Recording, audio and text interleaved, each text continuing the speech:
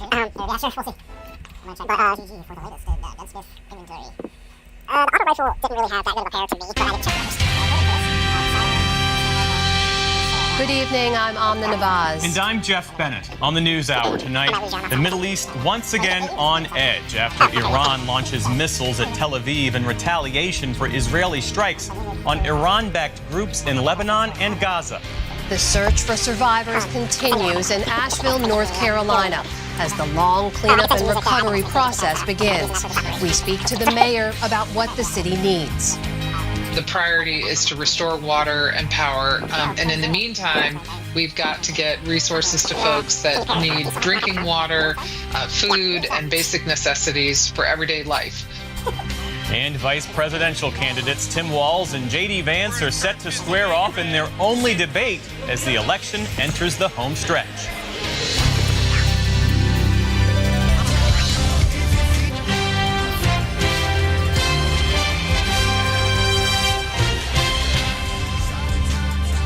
Major funding for the PBS NewsHour has been provided by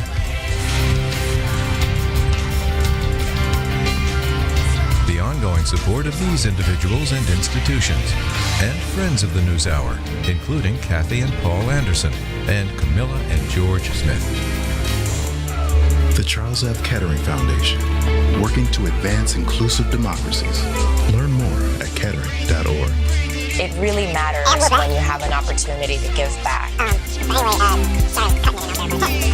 Being part of something that's bigger than myself brings me happiness. Being able to integrate your professional career with some of these other things that are important to you, it's critical to be happy at the end of the day. You know, this is our community too, and we want to participate and give back. People want those opportunities. They're making an impact and a difference.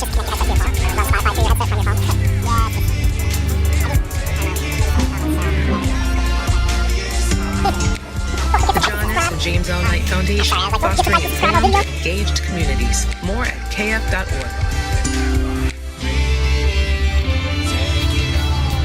And with the ongoing support of these individuals and institutions.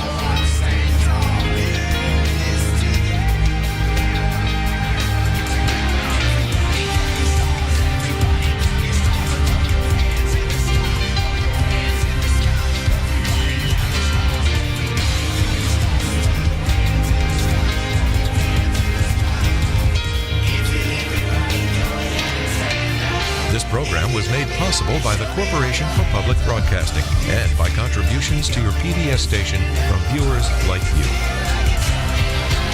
Thank you. Welcome to the News Hour. Tonight, the Middle East stands on the precipice of regional war. Iran launched a massive attack on Israel with at least 180 ballistic missiles. Israel is vowing serious consequences. Tonight, we have teams in both Tel Aviv and Beirut. We begin in Tel Aviv. That's where our Nick Schifrin is and where he witnessed the impacts of those strikes. Nick? Amna, good evening. I witnessed those impacts just to my right, a couple miles up the coast. And from this balcony, I watched and filmed Iranian ballistic missiles attack Israel's largest city. Israeli air defense and U.S. air support trying to defeat those missiles. And tonight, for Israel, everything has changed. Tonight over Tel Aviv, gruesome, deadly fireworks. The largest aerial attack ever launched against Israel, and direct impacts. Dozens of direct impacts across greater Tel Aviv, including just outside the city, where the bomb squad had to make sure it was safe. This is the impact site for one of those Iranian ballistic missiles, and if you see the size of this crater, that's about 30 feet deep and maybe 50 feet wide. You can see all the debris around here, and to give you a sense of the targets for these strikes, that white building back there, about 1,500 feet behind me, is the... Very excited of bringing jobs back to our country. But there were tariff skeptics as well. I would say it probably wouldn't happen right away, so it might not be. Administration has studied the impact of past and would-be future tariffs.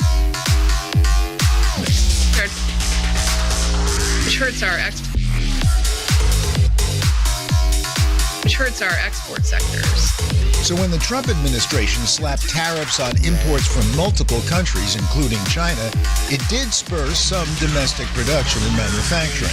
Trump's team also cites a rise in median household income during that period, before the pandemic hit, as evidence of success.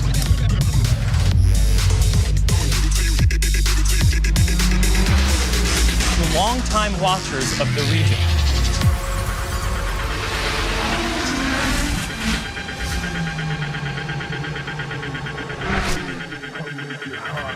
When we say regional forces, we're talking about proxies like Houthis and Hezbollah and people like that. Most of the Arab states see Iran as a destabilizer. Now, can the U.S. say, Israel, okay, you'll get your retaliation, but after that, let's find a way out of this. Let's find the off-ramp. I still think it's possible. I don't think a regional war is preordained at all. But clearly, the U.S., our first choice was the ceasefire for hostage deal. And that now seems, we're very unlikely. In the minute we have left, what does an off-ramp look like at this point? I think an off-ramp really has to be a decision on the part of the Iranians that they're not going to retaliate once they're hit by Israel, because that is fundamentally the next step. And I think that where we are with the Iranian leadership, I wouldn't bank on any further restraint. Suzanne Maloney, David Makovsky, thank you so much for your insights and for being here at the desk with me. I appreciate it. Delighted. Thank you.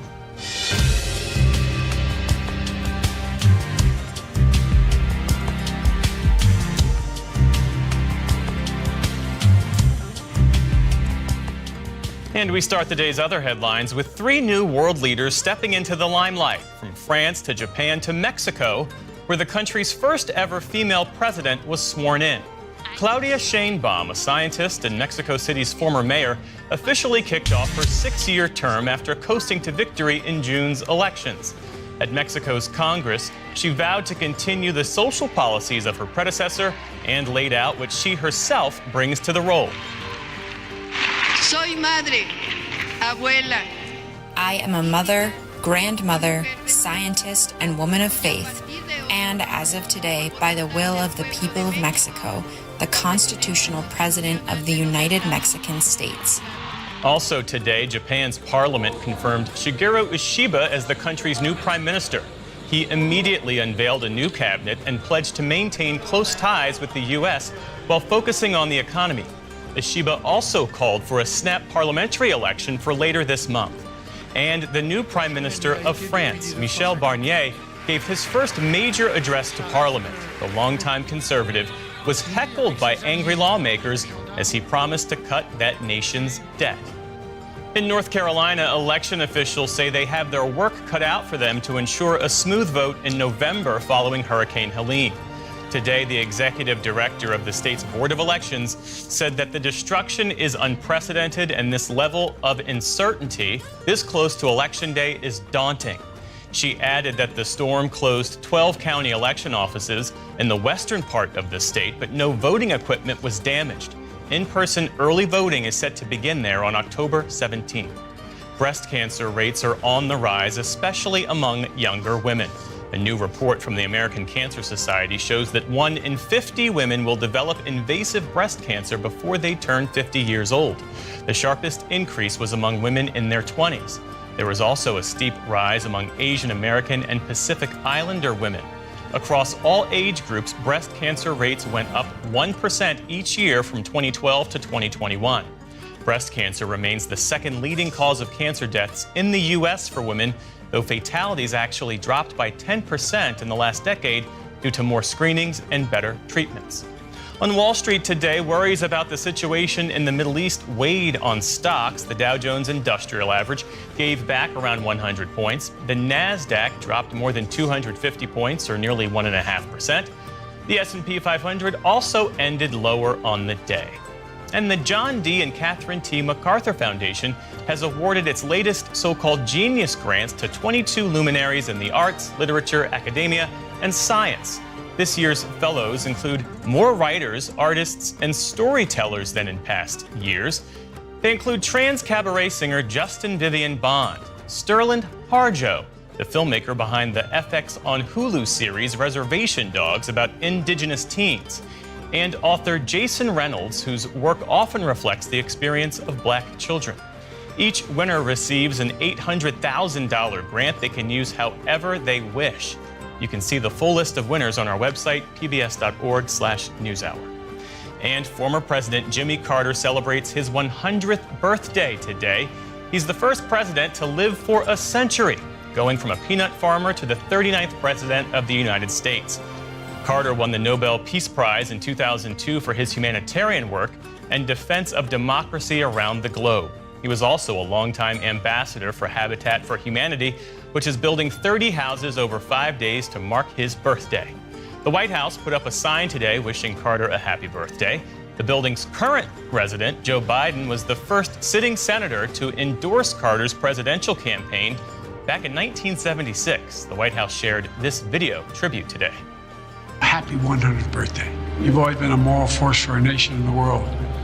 I recognized that as a young senator. That's why I supported you so early. Put simply, Mr. President, I admire you so darn much. May God continue to bless you, Mr. President. You've been a good friend. Carter has been spending the day in his hometown of Plains, Georgia, where he was born and has lived for more than 80 of his 100 years. And we have a passing of note. Actor John Amos has died. You want to run that by me again? Arguably, his most famous role was as the Stoic family patriarch James Evans Sr. in the 1970s hit Good Times. He later earned an Emmy nomination for his seminal portrayal of the adult Kunta Kinte in the 1977 miniseries Roots. I tell you, Fitness, sometimes it seems like being alone and being free, you're all the same for a slave. Option highlight. You don't be free. Continue. Option 1 of 3. You be dead. Control type button. Then I'll be free. His publicist confirmed today that Amos died last month of natural causes in Los Angeles. John Amos was 84 years old. Still to come on the NewsHour, we break down the potential flashpoints of tonight's vice presidential debate. Port workers on the East and Gulf Coasts go on strike for the first time in nearly 50 years. And we examine the life and complicated legacy of baseball's banned hit leader, Pete Rose. Press A button to start. Press X button. This is the PBS NewsHour from the David M. Rubenstein studio at WETA in Washington, and in the West from the Walter Cronkite School of Journalism at Arizona State University. Hurricane Helene is turning out to be one of the deadliest hurricanes to ever make landfall in the U.S. More than 150 people died and hundreds more are still unaccounted for. Over 1 million people still don't have power, and the historic flooding nearly washed some small towns away in western North Carolina. In North Carolina,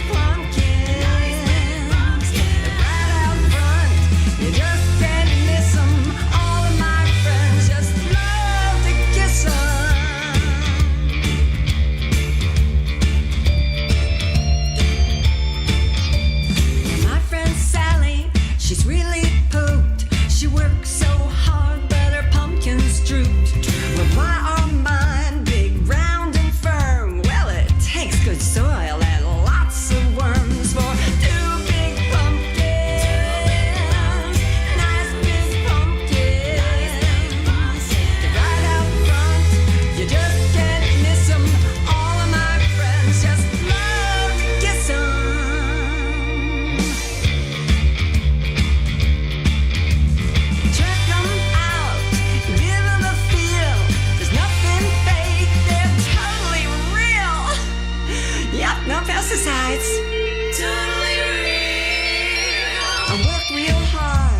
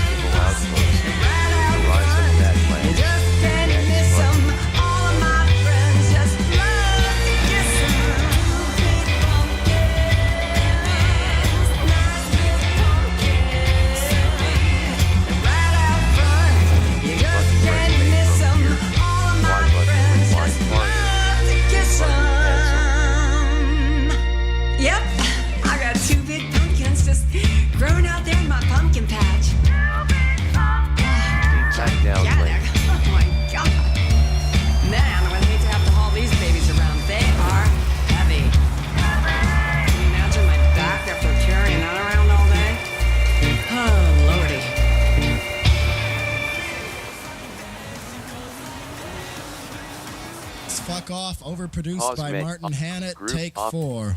Car master. Academy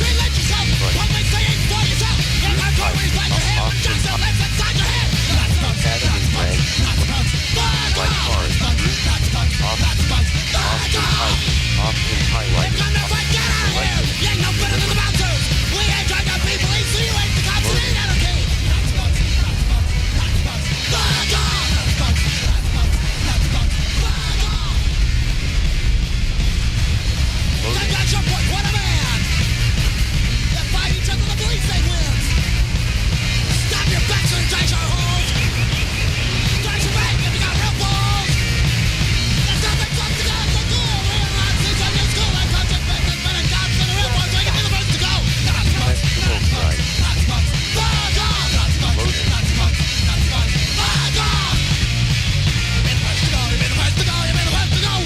A button set route. B button close.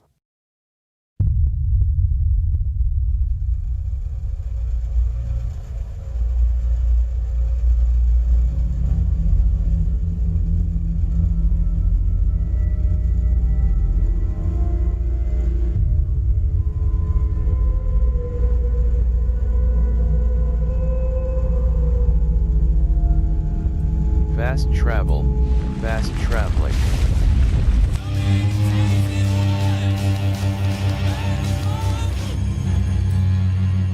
A button set route. B button close map. X button. Fast option highlighted. A button set route. A button set route. B button close map. A button set route. B button close. A button set route. B button close map. X button fast travel. 0 CR. Y button purchase treasure map. Right bumper change filter. Menu button view missions.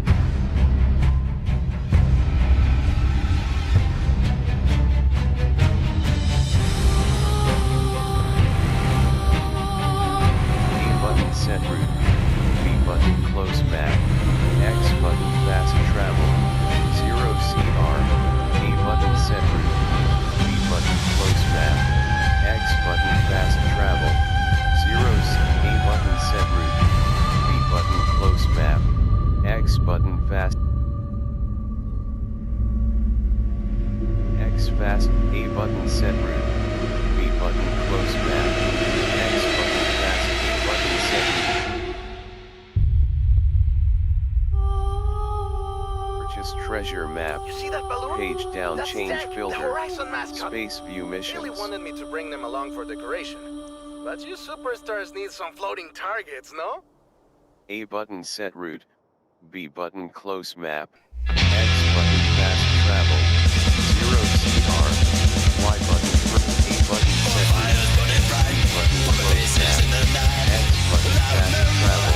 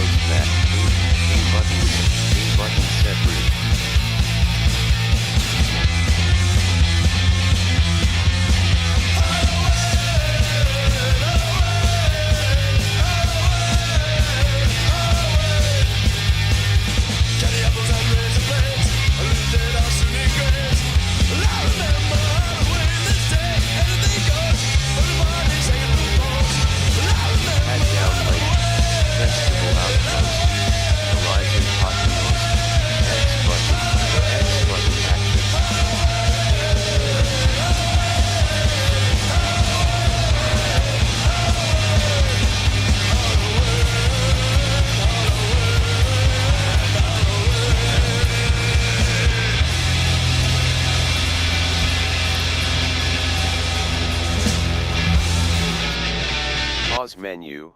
I'm a hog for you, baby. I can't get enough of your love. Button set. I'm a hog for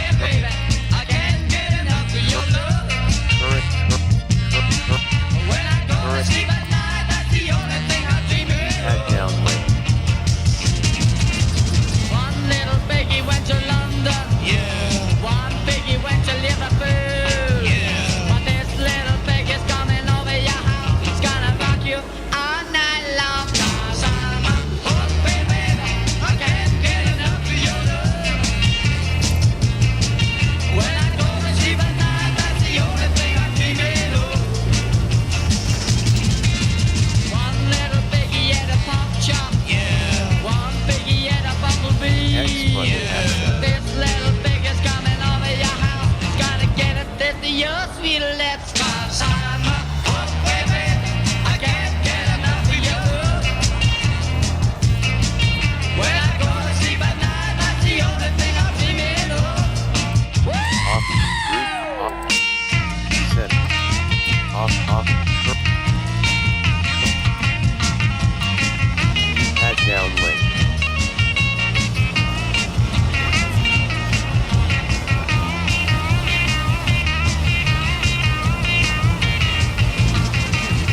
One little piggy met Frankenstein.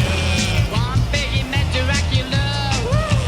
This little piggy has a drop down dead.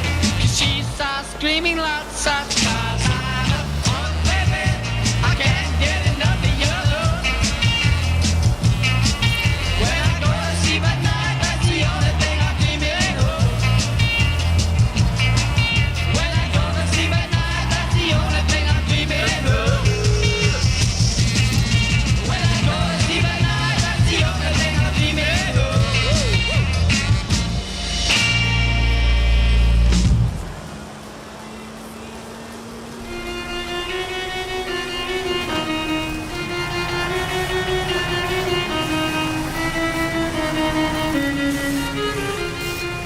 A button resume from here. Y button rewind farther. B button cancel.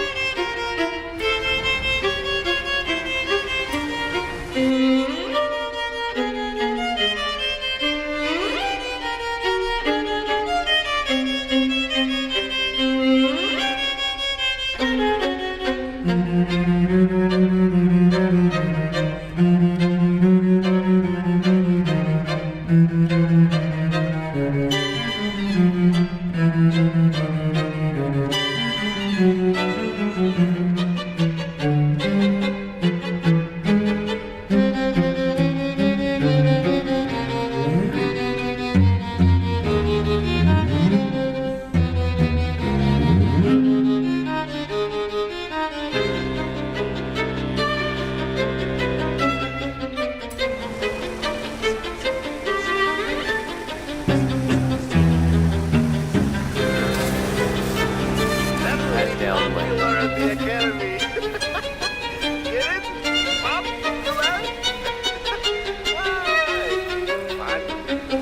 Deep add down link.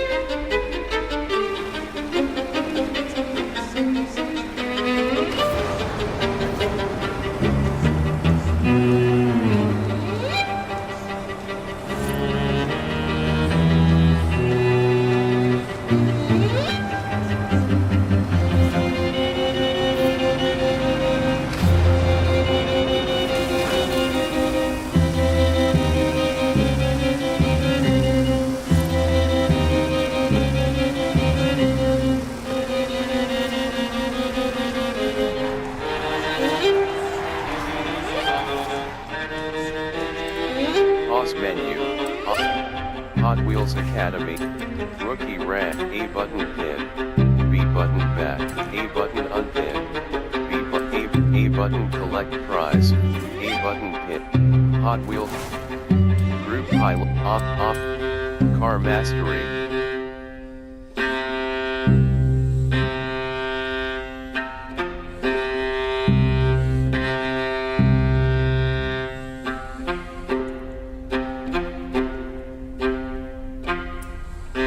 Pause menu. Car mastery. A buttons. Pause. A button set route. B button close map. X button fast travel. 0 CR. Y button. A button set route. D-pad down link.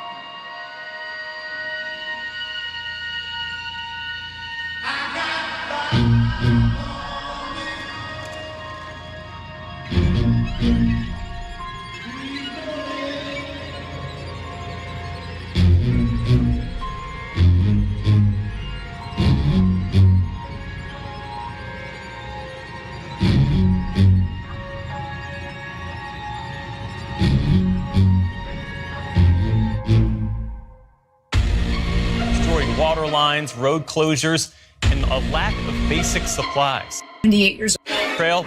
And tonight, voters can compare the Trump and Harris campaigns head-to-head on critical issues from the economy to immigration. As you know, early voting has already started in several states, so this is a critical night for both campaigns. We'll take you live now to the debate as it begins right now. Good evening, I'm Nora O'Donnell, and thank you for joining us for tonight's CBS News Vice Presidential Debate. We want to welcome our viewers on CBS, on other networks here in the U.S. and around the world. We have a consequential night ahead, and our focus is the issues that matter to you, the voter. Let's introduce the candidates. Minnesota's Democratic Governor Tim Walz and Ohio's Republican Senator J.D. Vance, tonight meeting for the first time. I'm Margaret Brennan. In order to have a thoughtful and civil debate, these are the rules that both campaigns have agreed to. Questions will be directed at one candidate, who will have 2 minutes to respond. The other candidate will be allowed 2 minutes for rebuttal. Then each candidate will get another minute to make further points, with an additional 1 minute each at the discretion of the moderator. The primary role of the moderators is to facilitate the debate between the candidates, enforce the rules, and provide the candidates with the opportunity to fact-check claims made by each other. CBS News reserves the right to mute the candidates' microphones to maintain decorum. We have not shared the questions or topics with the campaigns. The stage is set. Governor, Senator, thank you for joining us. Let's get started. Tonight, our country is facing several unfolding crises. The Middle East is on the brink of war. Americans are suffering from the catastrophic impact of Hurricane Helene. And now a labor strike as 25,000 dock workers from Maine to Texas are picketing. We're going to begin tonight with the Middle East. Margaret. Thank you, Nora. Earlier today, Iran launched its largest attack yet on Israel, but that attack failed, thanks to joint U.S. and Israeli defensive action. President Biden has deployed more than 40,000 U.S. military personnel and assets to that region over the past year to try to prevent a regional war. Iran is weakened, but the U.S. still considers it the largest state sponsor of terrorism in the world, and it has drastically reduced the time it would take to develop a nuclear weapon. It is down now to 1 or 2 weeks' time. Governor Walz, if you were the final voice in the Situation Room, would you support or oppose a preemptive strike by Israel on Iran? You have 2 minutes. Well, thank you, and thank you for those joining at home tonight. Let's keep in mind where this started. October 7th, Hamas terrorists massacred over 1,400 Israelis and took prisoners. Israel's ability to be able to defend itself is absolutely fundamental. Getting its hostages back, fundamental, and ending the humanitarian crisis in Gaza. But the expansion of Israel and its proxies is an absolute fundamental necessity for the United States to have the steady leadership there. You saw it experienced today, where along with our Israeli partners and our coalition, able to stop the incoming attack. But what's fundamental here is that steady leadership is going to matter. It's clear, and the world saw it on that debate stage a few weeks ago. A nearly 80-year-old Donald Trump talking about crowd sizes is not what we need in this moment. But it's not just that. It's those that were closest to Donald Trump that understand how dangerous he is when the world is this dangerous. His chief of staff, John Kelly, said that he was the most flawed human being he'd ever met. And both of his secretaries of defense and his national security advisors said he should be nowhere near the White House. Now, the person closest to them, Donald Trump, said he's unfit for the highest office. That was Senator Vance. What we've seen out of Vice President Harris is we've seen steady leadership. We've seen a calmness that is able to draw on the coalitions to bring them together. Understanding that our allies matter. When our allies see Donald Trump turn towards Vladimir Putin, turn towards North Korea, when we start to see that type of fickleness around holding the coalitions together, we will stay committed. And as the Vice President said today is, we will protect our forces and our allied forces, and there will be consequences. Governor, your time is up. Senator Vance, the same question. Would you support or oppose a preemptive strike by Israel on Iran? You have 2 minutes. So, Margaret, I want to answer the question. First of all, thanks, Governor. Thanks to CBS for hosting the debate. And thanks, most importantly, to the American people who are watching this evening and caring enough about this country to pay attention to this vice presidential debate. I want to answer the question, but I want to actually give an introduction to myself a little bit, because I recognize a lot of Americans don't know who either one of us are. I was raised in a working-class family. My mother required food assistance for periods of her life. My grandmother required Social Security help to raise me, and she raised me in part because my own mother struggled with addiction for a big chunk of my early life. I went to college on the GI Bill after I enlisted in the Marine Corps and served in Iraq. And so I stand here asking to be your vice president with extraordinary gratitude for this country, for the American dream that made it possible for me to live my dreams. And most importantly, I know that a lot of you are worried about the chaos in the world and the feeling that the American dream is unattainable. I want to try to convince you tonight over the next 90 minutes that if we get better leadership in the White House, if we get Donald Trump back in the White House, the American dream is going to be attainable once again. Now, to answer this particular question, we have to remember that as much as Governor Walz just accused Donald Trump of being an agent of chaos, Donald Trump actually delivered stability in the world, and he did it by establishing effective deterrence. People were afraid of stepping out of line. Iran, which launched this attack, has received over $100 billion in unfrozen assets thanks to the Kamala Harris administration. What do they use that money for? They use it to buy weapons that they're now launching against our allies, and God forbid, potentially launching against the United States as well. Donald Trump recognized that for people to fear the United States, you needed peace through strength. They needed to recognize that if they got out of line, the United States global leadership would put stability and peace back in the world. Now, you asked about a preemptive strike, Margaret, and I want to answer the question. Look, it is up to Israel what they think they need to do to keep their country safe, and we should support our allies wherever they are when they're fighting the bad guys. I think that's the right approach to take with the Israel question. Thank you, Senator. Governor Walz, do you care to respond to any of the allegations? Well, look, Donald Trump was in office. We'll sometimes hear a revisionist history, but when Donald Trump was in office, it was Donald Trump who we had a coalition of nations that had boxed Iran's nuclear program in, the inability to advance it. Donald Trump pulled that program and put nothing else in its place. So Iran is closer to a nuclear weapon than they were before because of Donald Trump's fickle leadership. And when Iran shot down an American aircraft in international airspace, Donald Trump tweeted, because that's the standard diplomacy of Donald Trump. And when Iranian missiles did fall near U.S. troops, and they received traumatic brain injuries, Donald Trump wrote it off as headaches. Look, our allies understand that Donald Trump is fickle. He will go to whoever has the most flattery or where it makes sense to him. Steady leadership like you witnessed today, like you witnessed in April. Both Iranian attacks were repelled. Our coalition is strong, and we need the steady leadership that Kamala Harris is providing. Senator Vance, the U.S. did have a diplomatic deal with Iran to temporarily pause parts of its nuclear program, and President Trump did exit that deal. He recently said, just 5 days ago, the U.S. must now make a diplomatic deal with Iran because the consequences are impossible. Did he make a mistake? You have 1 minute. Well, first of all, Margaret, diplomacy is not a dirty word, but I think that's something that Governor Walz just said is quite extraordinary. You yourself just said Iran is as close to a nuclear weapon today as they have ever been. And Governor Walz, you blame Donald Trump. Who has been the vice president for the last 3.5 years? And the answer is your running mate, not mine. Donald Trump consistently made the world more secure. Now, we talk about the sequence of events that led us to where we are right now, and you can't ignore October the 7th, which I appreciate Governor Walz bringing up. But when did Iran and Hamas and their proxies attack Israel? It was during the administration of Kamala Harris. So Governor Walz can criticize Donald Trump's tweets, but effective, smart diplomacy and peace through strength is how you bring stability back to a very broken world. Donald Trump has already done it once before. Ask yourself at home, when When was the last time, I'm 40 years old, when was the last time that an American president didn't have a major conflict break out? The only answer is during the 4 years that Donald Trump was president. Gentlemen, we have a lot to get to. Nora? Margaret, thank you. Let's turn now to Hurricane Helene. The storm could become one of the deadliest on record. More than 160 people are dead and hundreds more are missing. Scientists say climate change makes these hurricanes larger, stronger, and more deadly because of the historic rainfall.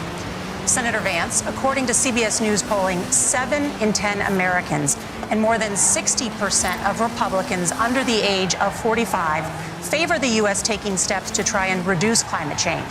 Senator, what responsibility would the Trump administration have to try and reduce the impact of climate change? I'll give you 2 minutes. Sure. So first of all, let's start with the hurricane because it's an unbelievable, unspeakable human tragedy. I just saw today actually a photograph of 2 grandparents on a roof with a 6-year-old child, and it was the last photograph ever taken of them because the roof collapsed and those innocent people lost their lives. And I'm sure Governor Walz joins me in saying our hearts go out to those innocent people, our prayers go out to them, and we want as robust and aggressive as a federal response as we can get to save as many lives as possible, and then of course afterwards to help the people in those communities rebuild. I mean, these are communities that I love. Some of them I know very personally in Appalachia, all across the Southeast. They need their government to do their job. And I commit that when Donald Trump is president again, the government will put the citizens of this country first when they suffer from a disaster.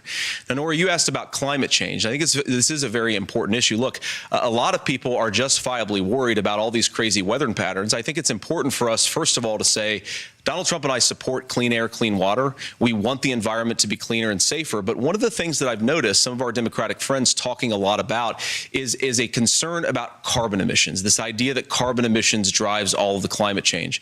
Well, let's just say that's true, just for the sake of argument, so we're not arguing about weird science. Let's just say that's true. Well, if you believe that, what would you want to do? The answer is that you'd want to reshore as much American manufacturing as possible, and you'd want to produce as much energy as possible in the United States of America because we're the cleanest economy in the entire world. What have Kamala Harris's policies actually led to?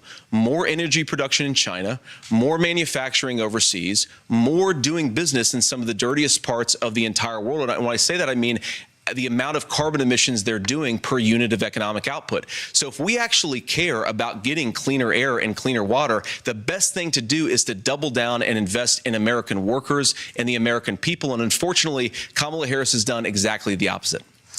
Governor Walz, you have 2 minutes to respond. Well, we got close to an agreement because all those things are happening. Look, first of all, it is a horrific tragedy with this hurricane, and my heart goes out to the folks that are down there in contact with the governors. I serve as co-chair of the Council of Governors as we work together on these emergency managements. Governors know no partisanship. They work together. So all of the governors and the emergency responders are on the ground. Those happen on the front end.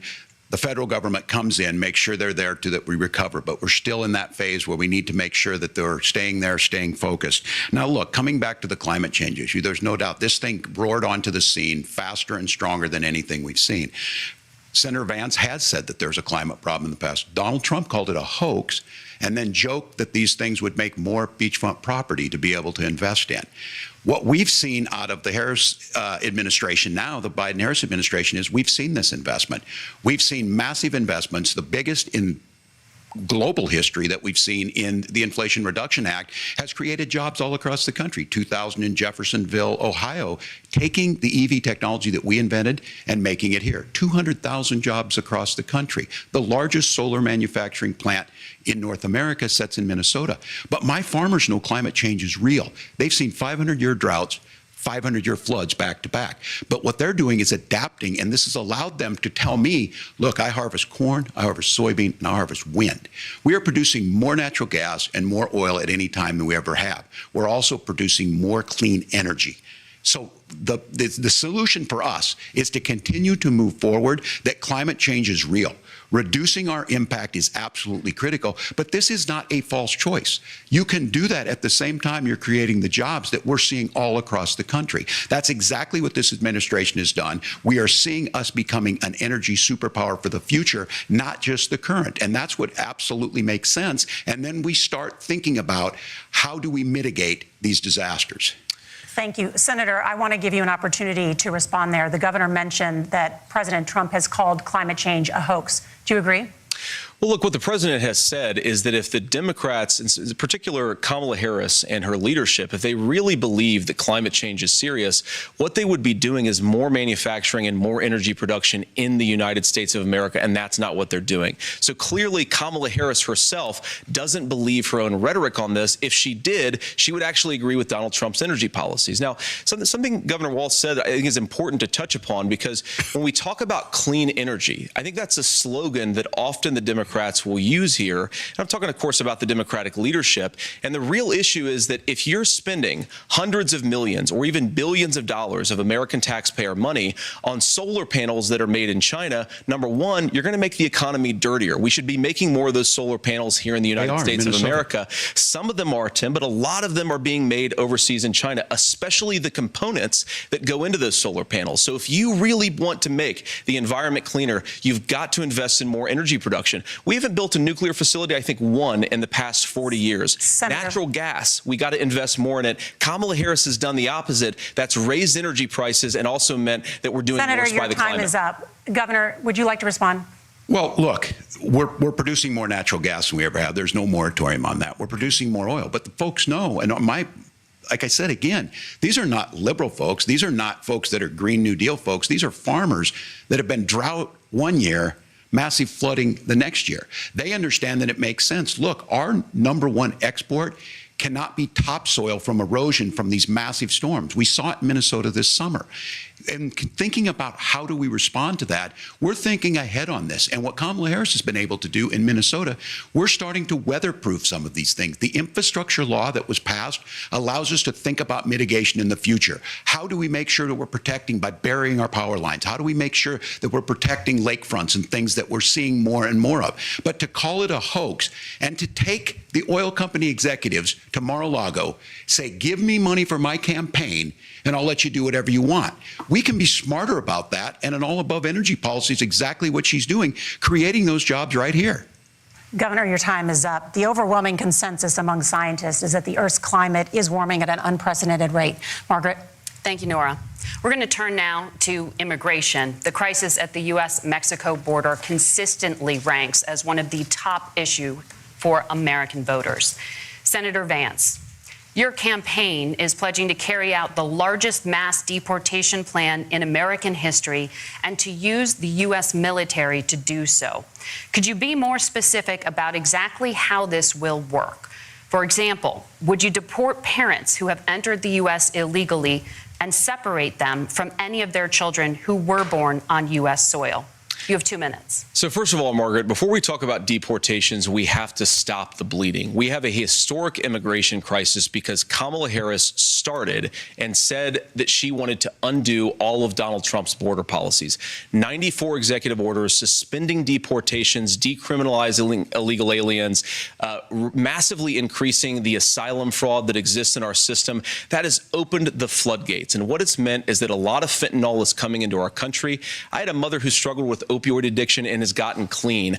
I don't want people who are struggling with addiction to be deprived of their second chance because Kamala Harris let in fentanyl into our communities at record levels. So you've got to stop the bleeding. You've got to re-implement Donald Trump's border policies, build the wall, re-implement deportations. And that gets me to your point, Margaret, about what do we actually do? So we've got 25 million illegal aliens who are here in the country. What do we do with them? I think the first thing that we do is we start with the criminal migrants. About 1 million of those people have committed some form of crime in addition to crossing the border illegally. I think you start with deportations on those folks. And then I think you make it harder for illegal aliens to undercut the wages of American workers. A lot of people will go home if they can't work for less than minimum wage in our own country. And by the way, that'll be really good for our workers who just want to earn a fair wage for doing a good day's work. And the final point, Margaret, is you ask about family separation. Right now in this country, Margaret, we have 390 120,000 children that the Department of Homeland Security has effectively lost. Some of them have been sex trafficked. Some of them hopefully are at homes with their families. Some of them have been used as drug trafficking mules. The real family separation policy in this country is unfortunately Kamala Harris's wide open southern border. And I'd ask my fellow Americans to remember, when she came into office, she said she was going to do this. Real leadership would be saying, you know what, I screwed up. We're going to go back to Donald Trump's border policies. I wish that she would do that. It would be good for all of us. Governor, do you care to respond to any of those specific allegations, including that the vice president is, quote, letting in fentanyl and using kids as drug mules, among other things, regarding children? The drug mule is not true, but I will say about this, about the fentanyl, because this is a crisis of this, the opioid crisis. And the good news on this is the last 12 months saw the largest decrease in opioid deaths in our nation's history, 30% decrease in Ohio. But there's still more work to do. But let's go back to this on immigration. Kamala Harris was the Attorney General of the largest state and a border state in California. She's the only person in this race who prosecuted transnational gangs for human trafficking and drug interventions. But look, we all want to solve this. Most of us want to solve this, and that is the United States Congress. That's the Border Patrol agents. That's the Chamber of Commerce. That's most Americans out here. That's why we had the fairest and the toughest bill on immigration that this nation's seen. It was crafted by a conservative senator from Oklahoma, James Lankford. I know him. He's super conservative, but he's a man of principle, wants to get it done. Democrats and Republicans worked on this piece of legislation. The Border Patrol said, this is what we need in here. These are the experts. And the Chamber of Commerce and the Wall Street Journal said, pass this thing. Kamala Harris helped get there. 1,500 new border agents. Detection for drugs. DOJ money to speed up these the adjudications on this, just what America wants. But as soon as I was getting ready to pass and actually tackle this, Donald Trump said no, told them to vote against it because it gives him a campaign issue. It gives him what would Donald Trump talk about if we actually did some of these things? And they need to be done by the legislature. You can't just do this through the executive branch. So look, we have the options to do this. Donald Trump had 4 years. He had 4 years to do this. And he promised you, America, how easy it would be. I'll build you a big, beautiful wall, and Mexico will pay for it. Less than 2% of that wall got built, and Mexico didn't pay a dime. But here we are again, 9 years after he came down that escalator, dehumanizing people and telling them what he was going to do. As far as the deportation plan, at one point, Senator Vance said it was so unworkable to be laughable. So that's where we're at. Pass the bill, she'll sign it. Governor, your time is up. Senator, the question was, will you separate parents from their children, even if their kids are U.S. citizens? You have 1 minute. Margaret, my point is that we already have massive child separations thanks to Kamala Harris's open border. And I didn't accuse Kamala Harris of inviting drug mules. I said that she enabled the Mexican drug cartels to operate freely in this country. And we know that they use children as drug mules, and it is a disgrace, and it has to stop. Look, I think what Tim said just doesn't pass the smell test. For 3 years, Kamala Harris went out bragging that she was going to undo Donald Trump's border policy. She did exactly that.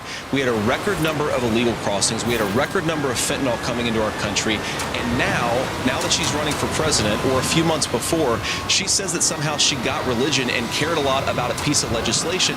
The only thing that she did when she became the vice president, when she became the appointed border czar, was to undo 94 Donald Trump executive actions that opened the border. This problem is leading to massive problems in the United States of America.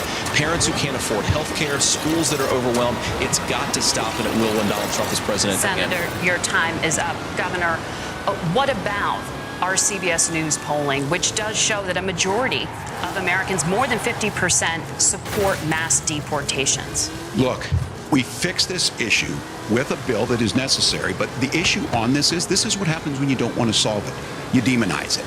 And we saw this, and Senator Vance, and it surprises me on this, talking about and saying, I will create stories to bring attention to this. That vilified a large number of people who were here legally in the community of Springfield. The Republican governor said, it's not true, don't do it. There's consequences for this. There's consequences. We could come together. Senator Lankford did it. We could come together and solve this if we didn't let Donald Trump continue to make it an issue. And the consequences in Springfield were the governor had to send state law enforcement to escort kindergartners to school. I believe Senator Vance wants to solve this, but by standing with Donald Trump and not working together to find a solution, it becomes a talking point. And when it becomes a talking point like this, we dehumanize and villainize other human beings. Tim. Governor, your time is up. Senator, I'll give you 1 minute, but let me just ask you the question first. The governor has made the point, and I think as a sitting lawmaker, you know that Congress controls the purse strings and any funding. So you have said repeatedly that Donald Trump would, through executive action, solve this. Do you disagree that Congress controls the purse strings and would need to support many of the changes that you would actually want to implement? You have 1 minute. Look, Margaret, first of all, the gross majority of what we need to do at the southern border is just empowering law enforcement to do their job. I've been to the southern border more than our borders are. Kamala Harris has been, and it's actually heartbreaking because the Border Patrol agents, they just want to be empowered to do their job. Of course, additional resources would help, but most of this is about the president and the vice president empowering our law enforcement to say, if you try to come across the border illegally, you've got to stay in Mexico, you've got to go back through proper channels.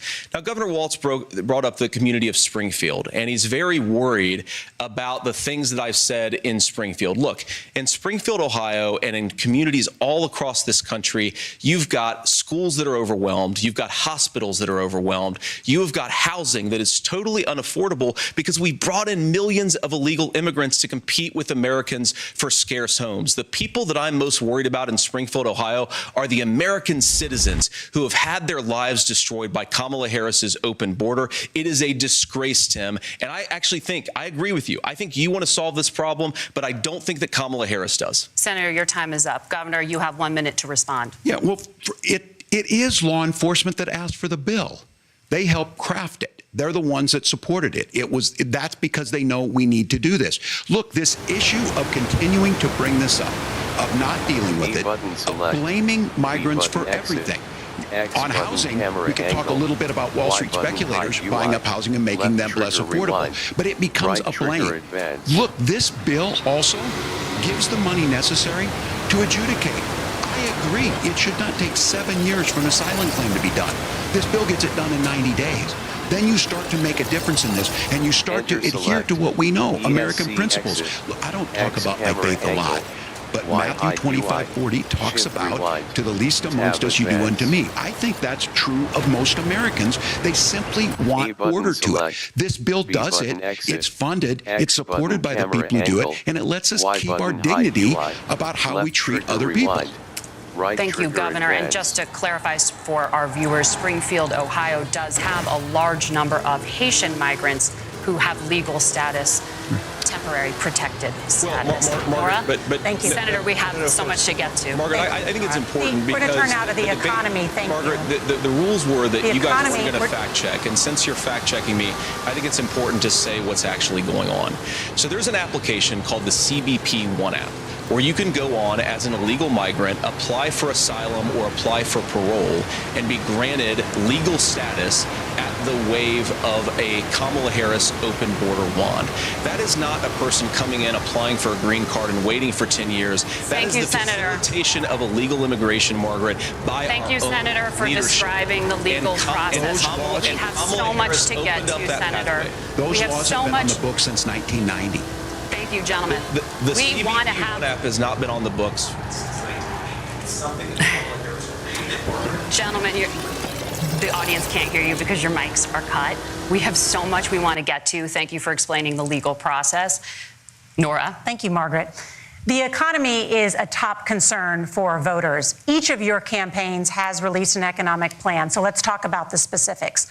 Governor Walz, Vice President Harris unveiled a plan that includes billions in tax credits for manufacturing, housing, and a renewed child tax credit. The Wharton School says your proposals will increase the nation's deficit by $1.2 trillion. How would you pay for that without ballooning the deficit? Governor, I'll give you 2 minutes. Yeah, thank you. And Kamala Harris and I do believe in the middle class because that's where we come from. We both grew up in that. We understand. So those of you out there listening tonight, you're hearing a lot of stuff back and forth, and it's good. It's healthy. That's what this is supposed to happen. You should be listening. How's this going to impact me? The bold forward plan that Kamala Harris put out there is talking about this housing issue. The one thing is there's 3 million new houses proposed under this plan with down payment assistance on on the front end to get you in a house. A house is much more than just an asset to be traded somewhere. It's foundational to where you're at. And then making sure that the things you buy every day, whether they be prescription drugs or other things, that there's fairness in that. Look, the $35 insulin is a good thing, but it costs $5 to make insulin. They were charging $800 before this law went into effect. As far as the housing goes, I've seen it in Minnesota. 12% more houses in Minneapolis, prices went down on rent 4%. It's working. And then making sure tax cuts go to the middle class. $6,000 child tax credit, we have one in Minnesota, reduces childhood poverty by a third. We save money in the long run, and we do the right thing for families. And then getting businesses off the ground. The law as it stands right now is $5,000 tax credit for small business, increasing that to $50,000. Now, this is a philosophical difference between us. Donald Trump made a promise, and I'll give you this, he kept it. He took folks to Mar-a-Lago, said, you're rich as hell, I'm going to give you a tax cut. He gave the tax cuts that predominantly went to the top class. What happened there was an $8 trillion increase in the national debt, the largest ever. Now he's proposing a 20% consumption or sales tax on everything we bring in. Everyone agrees, including businesses, it would be destabilizing it, it would increase inflation and potentially lead to a recession. Look, this is simple for you. Where are we going? Kamala Harris has said to do the things she wants to do. We'll just ask the wealthiest to pay their fair share. When you do that, our system works best, more people are participating in it, and folks have the things that they need. Senator, I want to give you a moment to respond on that. But similarly, the Wharton School has done an analysis of the Trump plan and says it would increase the nation's deficit by $5.8 trillion. My question is the same for you. How do you pay for all that without ballooning the deficit? I'll give you 2 minutes. Well, first of all, you're going to hear a lot from Tim Walz this evening, and you just heard it in the answer, a lot of what Kamala Harris proposes to do. And some of it, I'll be honest with you, it even sounds pretty good. Here's what you won't hear, is that Kamala Harris has already done it.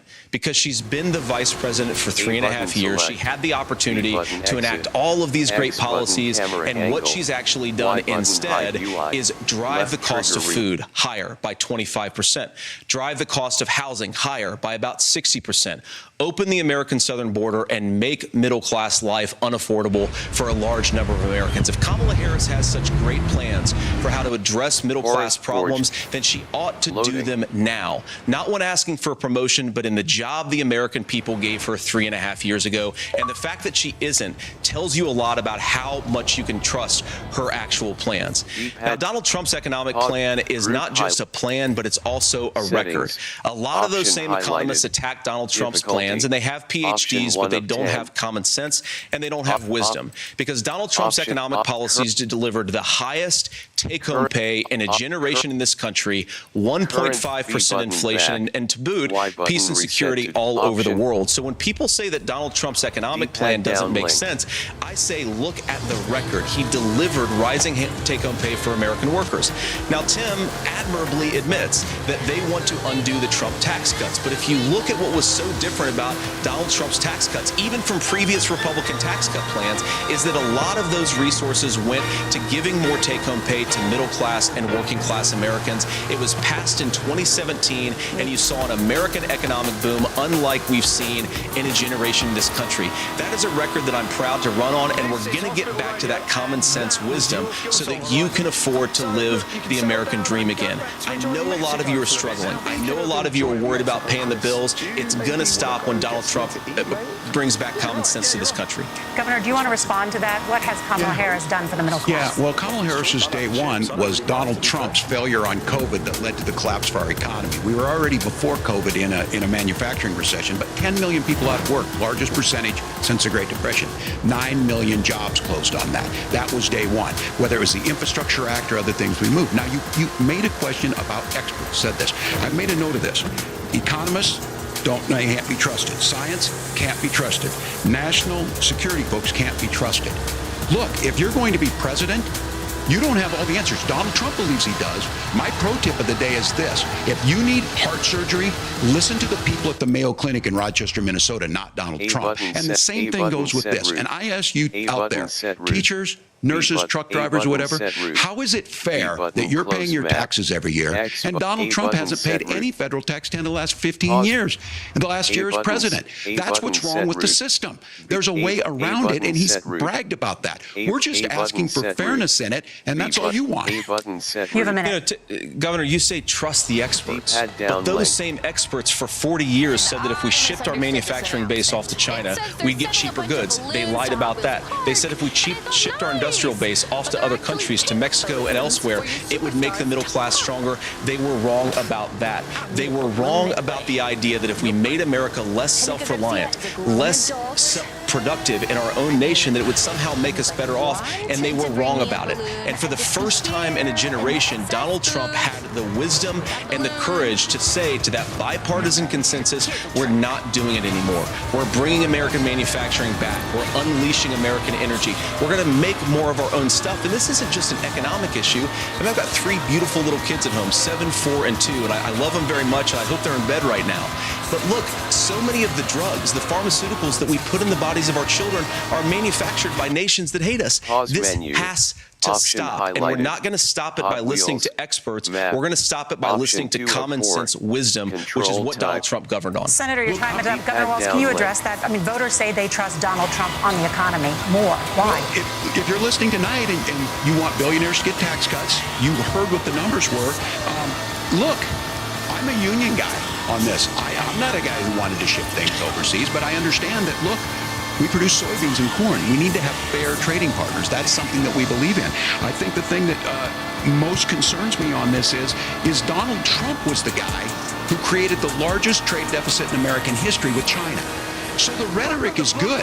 Much of what the senator said right there, I'm in agreement with him on this. I watched it happen too. I watched it to my communities, and we talked about that. But we had people undercutting the right to collectively bargain.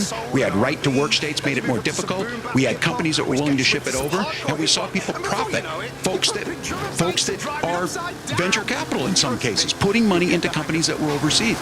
We're in agreement that we bring those home. The issue is Donald Trump is talking about it. Kamala Harris has a record, 250,000 more manufacturing jobs just out of the IRA. May I respond to that? Yes. So appreciate that. So if you notice, what Governor Walz just did is he said, first of all, Donald Trump has to listen to the experts.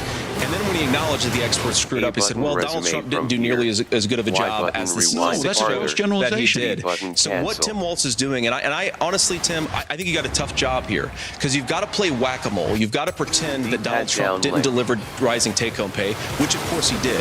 You've got to pretend that Donald Trump didn't deliver lower inflation, which of course he did. And then you simultaneously got to defend Kamala Harris's atrocious economic record, which has made gas, groceries, and housing unaffordable for American citizens. I was raised by a woman who would sometimes go into medical debt so that she could put food on the table in our household.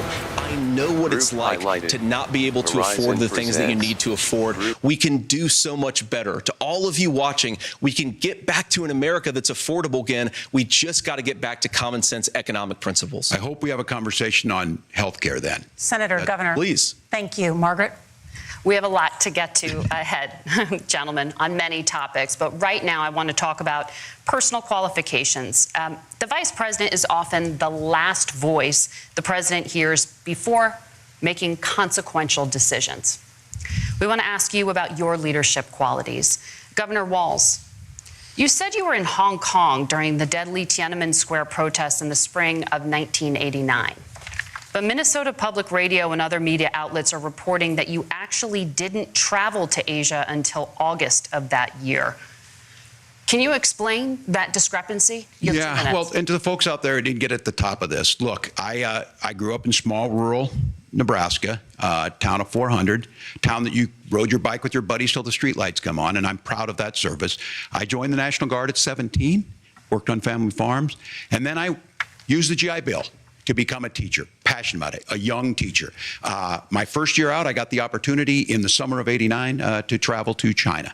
35 years ago, be able to do that. I came back home and then started a program to take young people there. We would take basketball teams, we would take baseball teams, we would take dancers, and we would go back and forth to China. The issue for that was to try and learn. Now look, my community knows who I am. They saw where I was at. They look, I will be the first to tell you, I have poured my heart into my community. I've tried to do the best I can, but I've not been perfect. And I'm a knucklehead at times, but it's always been about that. Those same people elected me to Congress for 12 years. And in Congress, I was one of the most bipartisan people, working on things like farm bills that we got done, working on veterans benefits. And then the people of Minnesota were able to elect me to governor twice. So look, my commitment has been from the beginning to make sure that I'm there for the people, to make sure that I get this right. I will say more than anything, many times I will talk a lot. I will get caught up in the rhetoric. But being there, the impact it made, the difference it made in my life, I learned a lot about China. I hear the critiques of this. I would make the case that Donald Trump should have come on one of those trips with us. I guarantee you he wouldn't be praising Xi Jinping about COVID.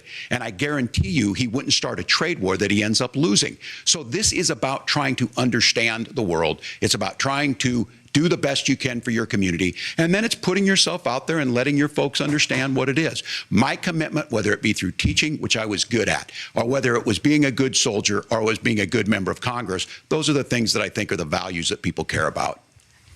Governor, just to follow up on that, the question was, can you explain the discrepancy? All I said on this is I got there that summer and misspoke on this. So I will just, that's what I've said. So I was in Hong Kong and China during the democracy protests went in. And from that, I learned a lot of what needed to be in governance. Thank you, Governor. Senator Vance, in 2016, you called your running mate Donald Trump unfit for the nation's highest office, and you said he could be America's Hitler. I know you've been asked many times, and you've said you regret those comments and explained you then voted for Donald Trump in 2020. But the Washington Post reported new messages last week in which you also disparaged Trump's economic record while he was president, writing to someone in 2020, quote, Trump thoroughly failed to deliver his economic populism. You're now his running mate, and you've shifted many of your policy stances to align with his. If you become vice president, why should Americans trust that you will give Donald Trump the advice he needs to hear and not just the advice he wants to hear? You have 2 minutes. Well, first of all, Margaret, because I've always been open. And sometimes, of course, I've disagreed with the president, but I've also been extremely open about the fact that I was wrong about Donald Trump. I was wrong, first of all, because I believed some of the media stories that turned out to be dishonest fabrications of his record. But most importantly, Donald Trump delivered for the American people. Rising wages, rising take-home pay, an economy that worked for normal Americans, a secure southern border, a lot of things, frankly, that I didn't think he'd be able to deliver on. And yeah, when you screw up, when you misspeak, when you get something wrong and you change your mind, you ought to be honest with the American people about it. It's one of the reasons, Margaret, why I've done so many interviews is because I think it's important to actually explain to the American people where I come down on the issues and what changed. Now, you pointed out to messages from 2020. Margaret, I've been extremely consistent that I think there were a lot of things that we could have done better in the Trump administration the first round if Congress was doing its job. I strongly believe, and I've been a United States Senator, that Congress is not just a high-class debating society. It's not just a forum for senators and congressmen to whine about problems. It's a forum to govern. So there were a lot of things on the border, on tariffs, for example, where I think that we could have done so much more if the Republican Congress and the Democrats in Congress had been a little bit better about how they govern the country. They were so obsessed with impeaching Donald Trump, they couldn't actually govern. And I want to talk about this tariff issue in particular, Margaret, because Tim just accused this of being a national sales tax.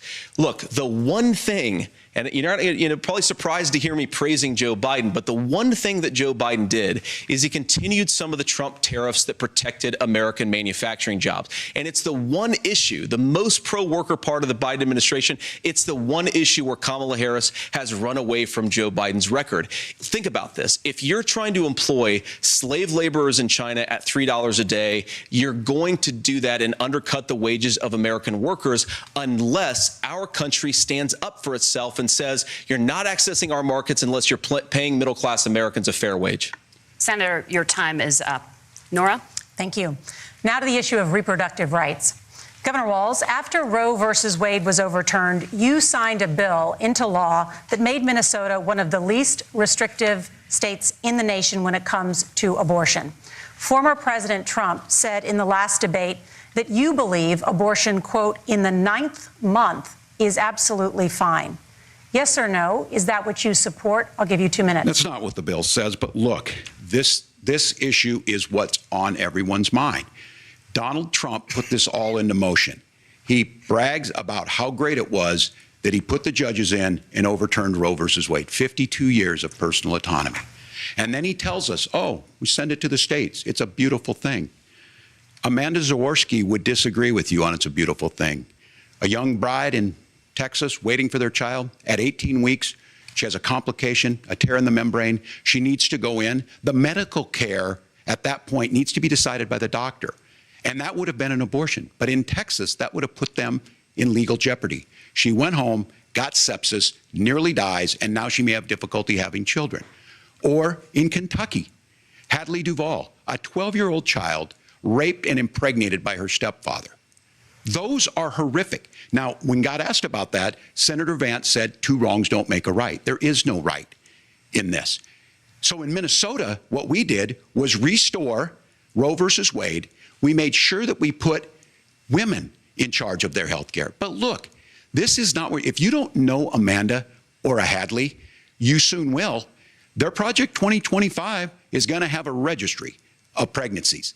It's going to make it more difficult, if not impossible, to get contraception and limit access, if not eliminate access to infertility treatments. For so many of you out there listening, me included, infertility treatments are why I have a child. That's nobody else's business, but those things are being proposed. And the catch-all on this is, well, the states will decide what's right for Texas might not be right for Washington. That's not how this works. This is basic human right. We have seen maternal mortality skyrocket in Texas, outpacing many other countries in the world. This is about health care. In Minnesota, we are ranked first in health care for a reason. We trust women, we trust doctors. Senator, do you want to respond to the governor's claim? Will you create a federal pregnancy monitoring agency? No, Nora, certainly we won't. And I want to talk about this issue because I know a lot of Americans care about it, and I know a lot of Americans don't agree with everything that I've ever said on this topic. And, you know, I grew up in a working class family in a neighborhood where I knew a lot of young women who had unplanned pregnancies and decided to terminate those pregnancies because they feel like they didn't have any other options. And, you know, one of them is actually very dear to me. And I know she's watching tonight, and I love you. And she told me something a couple years ago that she felt like if she hadn't had that abortion, that it would have destroyed her life because she was in an abusive relationship. And I think that what I take from that as a Republican who proudly wants to protect innocent life in this country, who proudly wants to protect the vulnerable, is that my party, we've got to do so much better of a job at earning the American people's trust back on this issue where they frankly just don't trust us. And I think that's one of the things that Donald Trump and I are endeavoring to do. I want us as a Republican Party to be pro-family in the fullest sense of the word. I want us to support fertility treatments. I want us to make it easier for moms to afford to have babies. I want it to make it easier for young families to afford a home so they can afford a place to raise that family. And I think there's so much that we can do on the public policy front just to give women more options.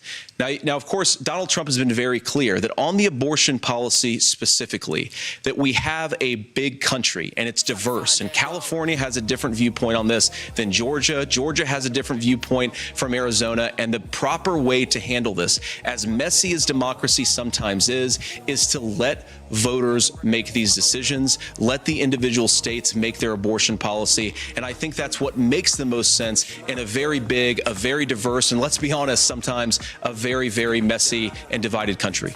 Governor, would you like to respond and also answer the question about restrictions? Well, the question got asked, and Donald Trump made the accusation it wasn't true about Minnesota. Well, let me tell you about this idea that there's diverse states. There's a young woman named Amber Thurman. She happened to be in Georgia, a restrictive state. Because of that, she had to travel a long distance to North Carolina to try and get her care. Amber Thurman died in that journey back and forth. The fact of the matter is, how can we as a nation say that your life and your rights, as basic as the right to control your own body, is determined on geography? There's a very real chance, had Amber Thurman lived in Minnesota, she would be alive today. That's why the restoration of Roe versus Wade. When you listen to Vice President Harris talk about this subject and you hear me talk about it, you hear us talking exactly the same. Donald Trump is trying to figure out how to get the political right of this. I agree with a lot of what Senator Vance said about what's happening. His running mate, though, does not, and that's the problem. Governor, your time is up. Senator, let me ask you about that. He mentioned, was, I think, referring to a national ban. In the past, you have supported a federal ban on abortion after 15 weeks. In fact, you said if someone can't support legislation like that, quote, you are making the United States the most barbaric pro-abortion regime anywhere in the entire world. My question is, why have you changed your position? Well, Nora, first of all, I never supported a national ban. I did when I was running for Senate in 2022 talk about setting some minimum national standard. For example, we have a partial birth abortion ban in place in this country at the federal level. I don't think anybody's trying to get rid of that, or at least I hope not, though I know that Democrats have taken a very radical pro-abortion stance. But Nora, you know, one of the things that changed is in the state of Ohio, we had a referendum in 2023, and the people of Ohio voted overwhelmingly, by the way, against my position. And I think that what I learned from that, Nora, is that we've got to do a better job at winning back people's trust. So many young women would love to have families. So many young women also see an unplanned pregnancy as something that's going to destroy their livelihood, destroy their education, destroy their relationships. And we have got to earn people's trust back. And that's why Donald Trump and I are committed to pursuing pro-family policies, making childcare more accessible, making fertility treatments more accessible, because we've got to do a better job at that. And that's what real leadership is. Governor, your response. Well, I'm going to respond on the pro-abortion piece of that. No, we're not. We're pro-women. We're pro-freedom to make your own choice. We know what the implications are to not be that. Women having miscarriages, women not getting the care, physicians feeling like they may be prosecuted for providing that care. And as far as making sure that we're educating our children and giving them options, Minnesota's a state with one of the lowest teen pregnancy rates. We understand that, too. We know that the options need to be available, and we make that true. We also make it, we're a top 3 state for the best place to raise children. But these two things to try and say that we're pro-children, but we don't like this, or you guys are pro-abortion, that's not the case at all. We are pro-freedoms for women to make their choices, and we're going, and Kamala Harris is making the case, to make options for children more affordable, a $6,000 child tax credit, but we're not going to base that on the backs of making someone like Amber Thurman drive 600 miles to try and get health care. Senator? May I respond to that? First of all, Governor, I agree with you. Amber Thurman should still be alive, and there are a lot of people who should still be alive, and I certainly wish that she was. And maybe you're free to disagree with me on this and explain this to me, but as I read the Minnesota law that you signed into law, the statute that you signed into law, it says that a doctor who presides over an abortion where the baby survives, the doctor is under no obligation to provide life-saving care to a baby who survives a botched late-term abortion. That is, I think, whether you're pro-choice or pro-abortion, that is fundamentally barbaric. And that's why I use that word, Nora, is because some of what we've seen, do you want to force Catholic hospitals to perform abortions against their will? Because Kamala Harris has supported suing Catholic nuns to violate their freedom of conscience. We can be a big and diverse country where we respect people's freedom of conscience and make the country more pro-baby and pro-family. But please. Yes, Governor, please respond. Look, this is one where there's always something there. This is a very simple proposition. These are women's decisions to make about their healthcare decisions, and the physicians who know best when they need to do this. Trying to distort the way a law is written to try and make a point, that's not it at all. What was I wrong about, Governor? Please tell me, what was that wrong about? That is not the way the law is written. Look, I've given this advice on a lot of things, that getting involved, getting engaged, that's been misread, and it was fact-checked at the last debate. But the point on this is there's a continuation of these guys to try and tell women or to get involved. I use this line on this, just mind your own business on this. Things work best when Roe versus Wade was in place. When we do a restoration of Roe, that works best. That doesn't preclude us from increasing funding for children. It doesn't increase us from making sure that once that child's born, like in Minnesota, they get meals, they get early childhood education, they get health care. So the hiding behind we're going to do all these other things when you're not proposing them in your budget. Kamala Harris is proposing them. She's proposing all those things to make life easier for families. I asked a specific question, Governor. You gave me a slogan as a response. It's not the case. It's not true. That's not what the law says. So they fact-checked it with President Trump. Gentlemen, there's a lot to discuss. We have to move on, and we're going to be right back with much more of the CBS News vice presidential debate in just a moment.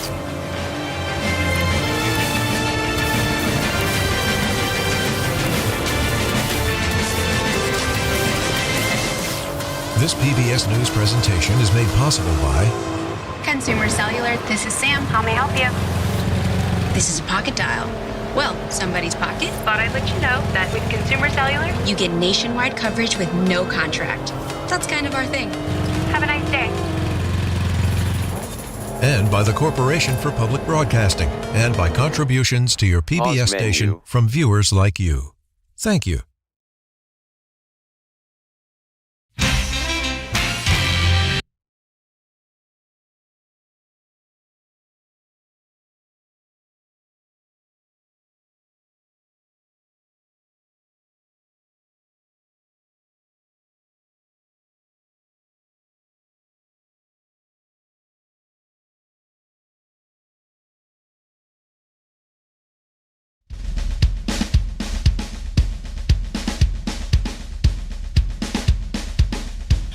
This night, walk the dead in a solitary stone, crash the cemetery gates in the dress your husband hates. Way down, mark the grave where the searchlights find us drinking by the mausoleum door, and they found you.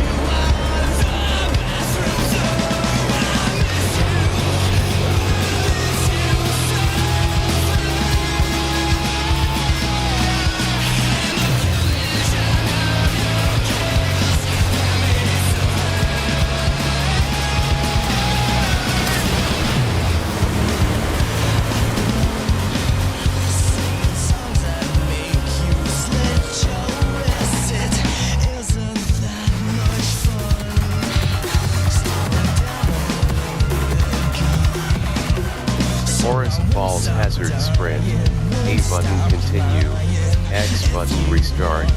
Y button watch replay. This menu is not narrated.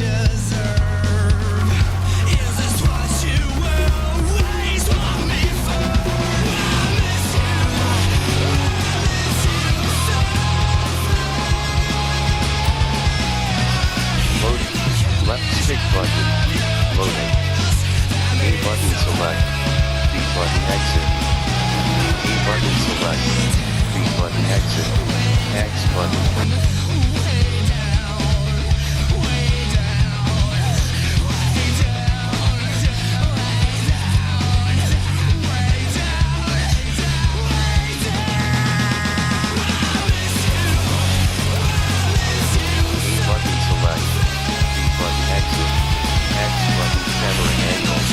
Y button high rewind, left trigger rewind, right trigger advance.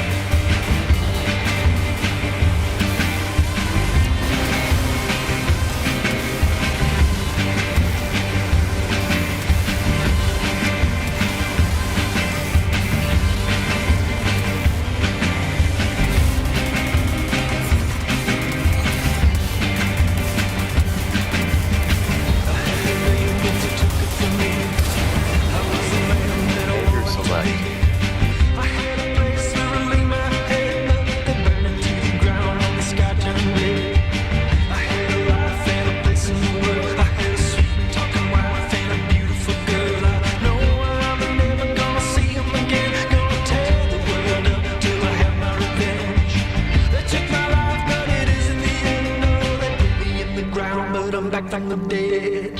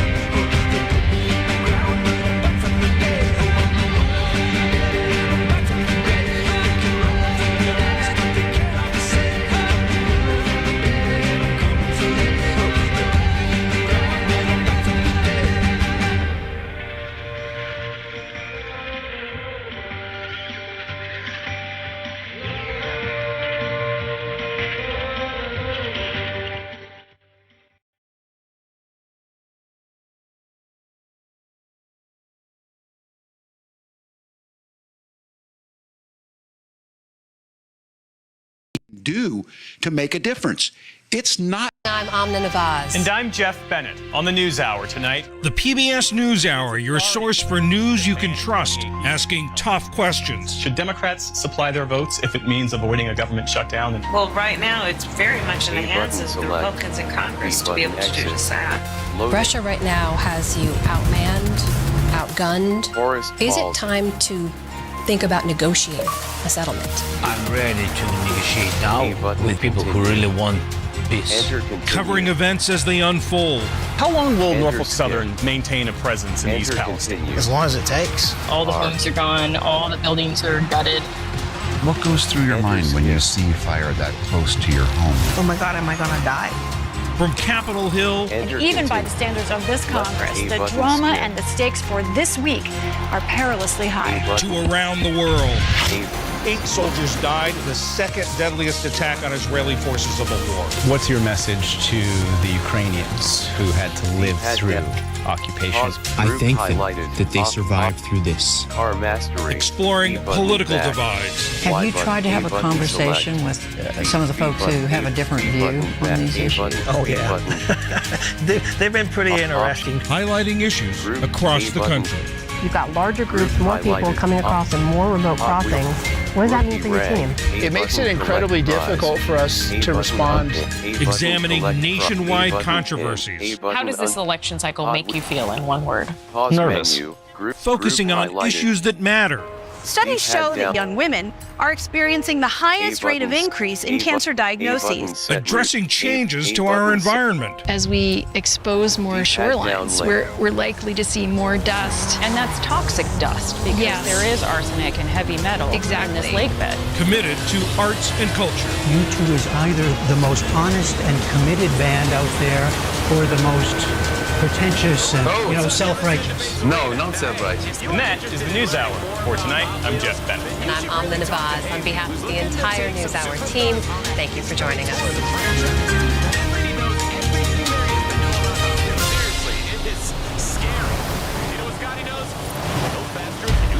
Absolute chaos. It's a war zone. This situation has been brought about by the fire, by the flood.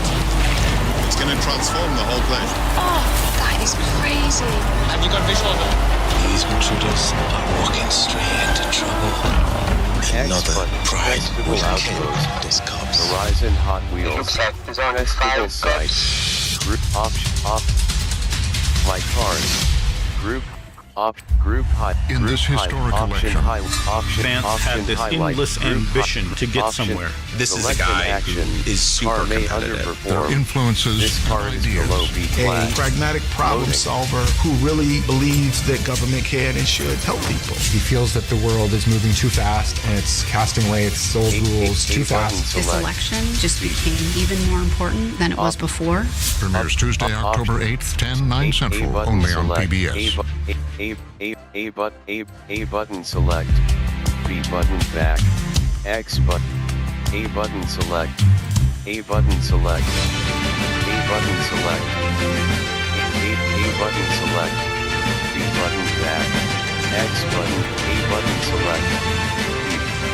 Welcome back to the CBS News vice presidential debate. We want to turn now to America's gun violence epidemic. The leading cause of death for children and teens in America is by firearms. Senator Vance, you oppose most gun legislation that Democrats claim would curb gun violence. You oppose red flag gun laws and legislation to ban certain semi-automatic rifles, including AR-15s.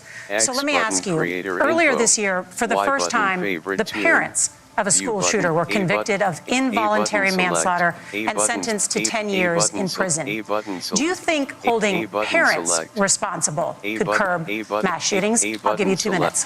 Yeah, well, Nora, on that particular case, I don't know the full details, but I certainly trust local law enforcement and local authorities to make those decisions. I think in some cases the answer is going to be yes, and in some cases the answer is going to be no. And the details really matter here, of course. For example, if a kid steals a gun, that's going to be different than if a parent hands over a gun knowing that their kid is potentially dangerous. But look, I want to just sort of speak as a father of 3 beautiful little kids, and our oldest is now in 2nd grade.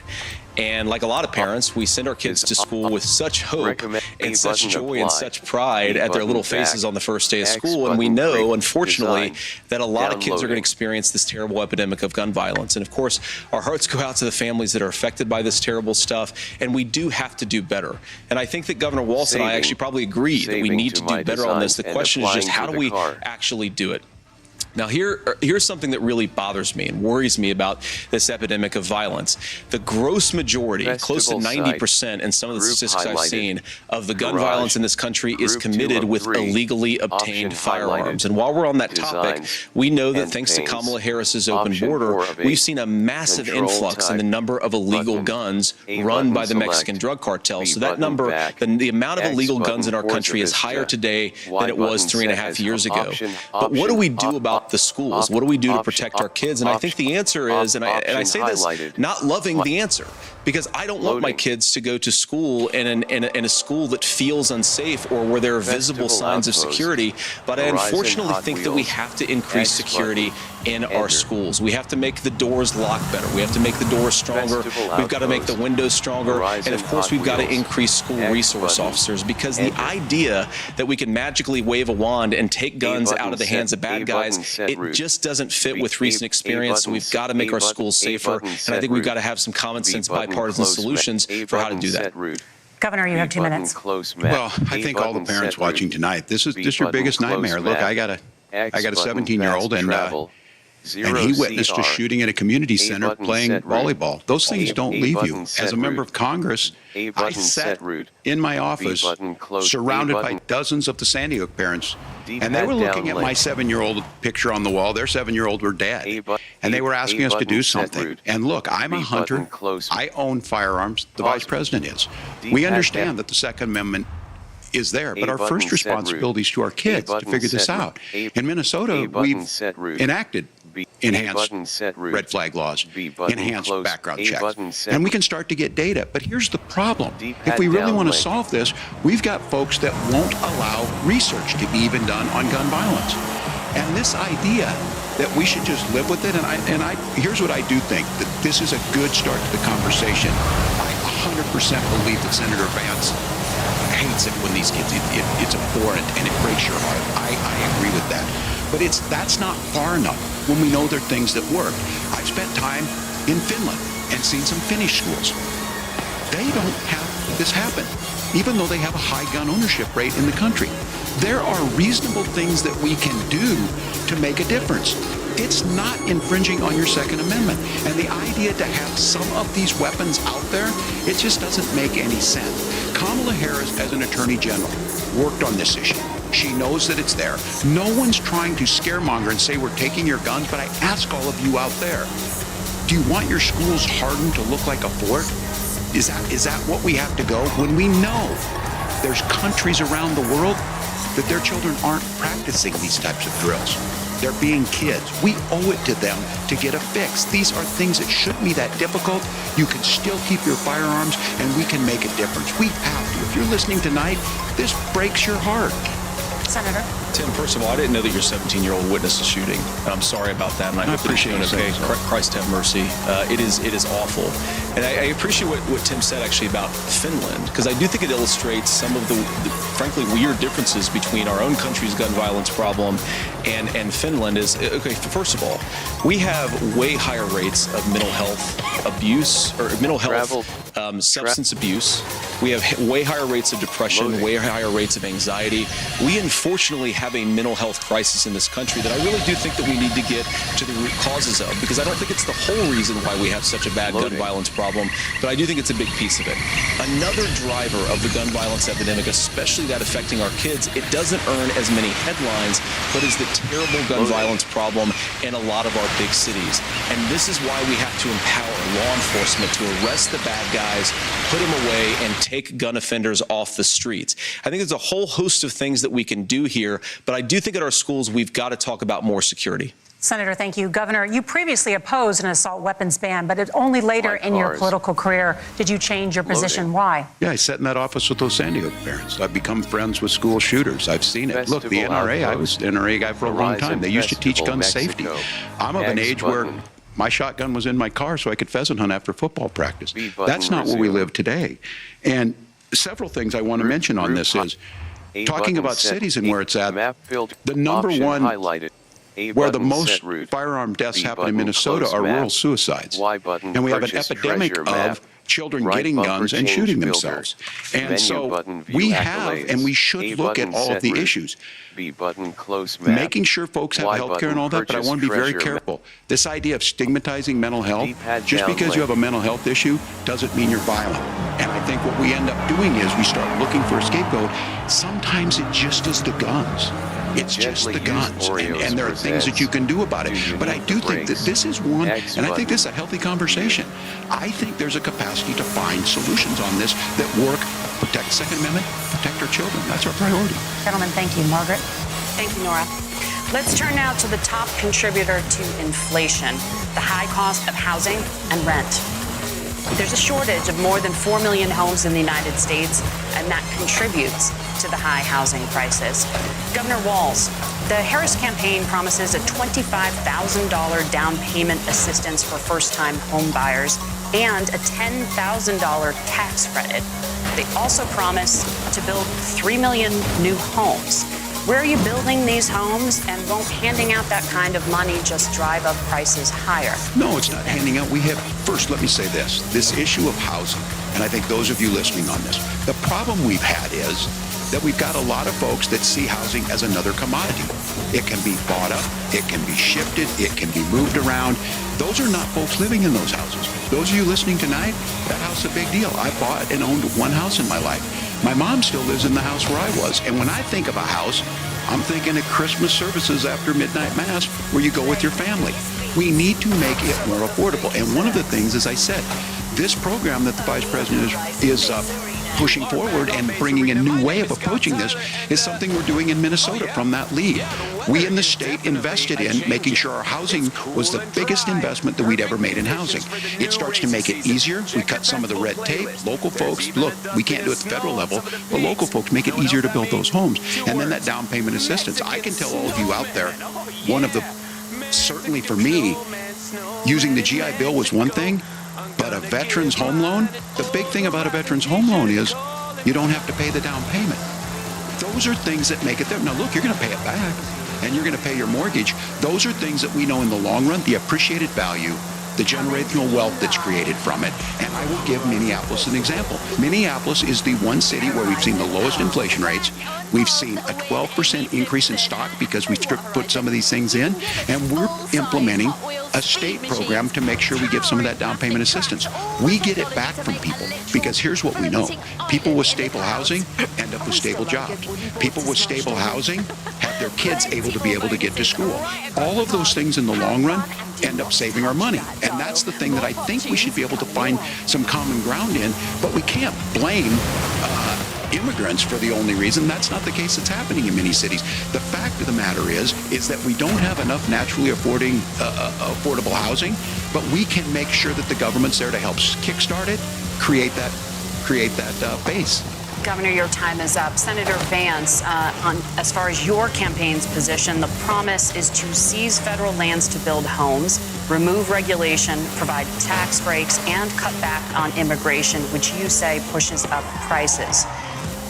Where are you going to build all the new homes you're promising, and what part of any of this plan will provide immediate relief? You have 2 minutes. Well, first of all, Tim just said something that I agree with. We don't want to blame immigrants for higher housing prices, but we do want to blame Kamala Harris for letting in millions of illegal aliens into this country, which does drive up costs, Tim. 25 million illegal aliens competing with Americans for scarce homes is one of the most significant drivers of home prices in the country. It's why we have massive increases in home prices that have happened right alongside massive increases in illegal alien populations under Kamala Harris's leadership. Now, Tim just mentioned a bunch of ideas. Now, some of those ideas I actually think are halfway decent, and some of them I disagree with. But the most important thing here is Kamala Harris is not running as a newcomer to politics. She is the sitting vice president. If she wants to enact all of these policies to make housing more affordable, I invite her to use the office that the American people already gave her, not sit around and campaign and do nothing while Americans find the American dream of homeownership completely unaffordable. Now, you asked, Margaret, what would immediately change the equation for American citizens if you lower energy prices? As Donald Trump says, drill, baby, drill. One of the biggest drivers of housing costs aside from illegal immigration is, think about it. If a truck driver's paying 40% more for diesel, then the lumber he's delivering to the job site to build the house is also going to become a lot more expensive. If we open up American energy, you will get immediate pricing relief for American citizens, not, by the way, just in housing, but in a whole host of other economic goods too. Senator Vance, you still have 23 seconds there. Do you want to answer? Can I have it? Where? Yeah. Governor, we will get to you in a moment. But Senator, where are you going to seize the federal lands? Can you clarify? Well, what Donald Trump has said is we have a lot of federal lands that aren't being used for anything. They're not being used for national park. They're not being used, and they could be places where we build a lot of housing. And I do think that we should be opening up building in this country. We have a lot of land that could be used. We have a lot of Americans that need homes. We should be kicking out illegal immigrants who are competing for those homes, and we should be building more homes for the American citizens who deserve to be here. Senator, your time is up. Governor, I do want to let you respond to the allegation that the Vice President is letting in Well, of course, that's not true. And again, you have the facts. I guess we agreed not to fact check. I'll check it. Look, crossings are down compared to when Donald Trump left office. But it's, again, blaming and not trying to find the solution. I was going to ask on this question, are we going to drill and build houses in the same federal land? And I think when people hear federal lands, these are really important pieces of land. Now, Minnesota doesn't have a lot of federal lands. I know in the western part of the country we do. There's not a lot of federal lands in and around Minneapolis, for example. So the issue is I don't understand the federal lands issue unless we see this, and I worry about this as someone who cares deeply about our national parks and our federal lands. Look, Minnesota, we protect these things. We've got about 20% of the world's fresh water. These lands protect. They're there for a reason. They belong to all of us. But again, this is when you view housing and you view these things as commodities. Like, there's a chance to make money here. Let's take this federal land and let's sell it to people for that. I think there's better ways to do this. We've seen it in Minnesota. We're able to refurbish some of these houses. We're able to make some investments. That gets people in. And I'm still on the fact on this. Economists. Senator Vance, you said you don't like the economists. Which economists are saying that it is immigrants that's adding to the cost? Governor, your time is up. But Senator, on that point, I'd like for you to clarify. There are many contributing factors to high housing costs. What evidence do you have that migrants are part of this problem? Well, there's a Federal Reserve study that we're happy to share after the debate. We'll put it up on social media, actually, that really drills down on the connection between increased levels of migration, especially illegal immigration, and higher housing prices. Now, of course, Margaret, that's not the entire driver of higher housing prices. It's also the regulatory regime of Kamala Harris. Look, we are a country of builders. We're a country of doers. We're a country of explorers. But we increasingly have a federal administration that makes it harder to develop our resources, makes it harder to build things, and wants to throw people in jail for not doing everything exactly as Kamala Harris says they have to do. And what that means is that you have a lot of people who would love to build homes who aren't able to build homes. I actually agree with Tim Walz. We should get out of this idea of housing as a commodity. But the thing that has most turned housing into a commodity is giving it away to millions upon millions of people who have no legal right to be here. What are the federal regulations? I deal with this as a governor. You can very quickly reply. I'm sorry. I get this as a governor, and I don't necessarily disagree with that. That in some cases, many of those are local, many of them are state. I don't know which ones are federal, but I think whenever we talk regulations, people think they can get rid of them. I think you want to be able to get out of your house in a fire. I think you want to make sure that it's fireproof and those types of things. So which are the regulations? Because the vice president's not responsible for those. Congress writes those. Governor, thank you. Gentlemen, we have a lot to get to. You're passionate about the housing crisis, I can tell. But Nora? Thank you. One of the top problems facing Americans is the high cost of health care. Senator Vance, at the last presidential debate, former President Trump was asked about replacing the Affordable Care Act. In response, he said, "I have concepts of a plan." Since then, Senator, you've talked about changing how chronically ill Americans get health insurance. Can you explain how that would work? And can you guarantee that Americans with pre-existing conditions won't pay more? I'll give you 2 minutes. Well, of course, we're going to cover Americans with pre-existing conditions. In fact, a lot of my family members have gotten health care. I believe, members of my family actually got private health insurance, at least for the first time, switched off of Medicaid onto private insurance for the first time under Donald Trump's leadership. And I think that, a lot of people have criticized this concepts of a plan remark. It's very simple common sense. I think as Tim Walz knows from 12 years in Congress, you're not going to propose a 900-page bill standing on a debate stage. It would bore everybody to tears, and it wouldn't actually mean anything because part of this is the give and take of bipartisan negotiation. Now, when Donald Trump was actually president, and again, he has a record to be proud of, prescription drugs fell in 2018 for the first time in a very long time. Under Kamala Harris's leadership, prescription drugs are up about 7%. Under Donald Trump's entire 4 years, they were up about 1.5%. He introduced pricing transparency. Think about healthcare. You go into a hospital, you try to buy something, and nobody knows what it actually costs. That price transparency will actually give American consumers a little bit more choice and will also drive down costs. And we talked about, the reinsurance regulations is what I was talking about. Look, Donald Trump has said that if we allow states to experiment a little bit on how to cover both the chronically ill but the non-chronically ill, it's not just a plan. He actually implemented some of these regulations when he was president of the United States. And I think you can make a really good argument that it salvaged Obamacare, which was doing disaster disastrously until Donald Trump came along. And I think this is an important point about President Trump. Of course, you don't have to agree with everything that President Trump has ever said or ever done, but when Obamacare was crushing under the weight of its own regulatory burden and health care costs, Donald Trump could have destroyed the program. Instead, he worked in a bipartisan way to ensure that Americans had access to affordable care. It's not perfect, of course, and there's so much more that we can do, but I think that Donald Trump has earned the right to put in place some better health care policies. He's earned it because he did it successfully the first time. Governor? All right, here's where being an old guy gives you some history. I was there at the creation of the ACA.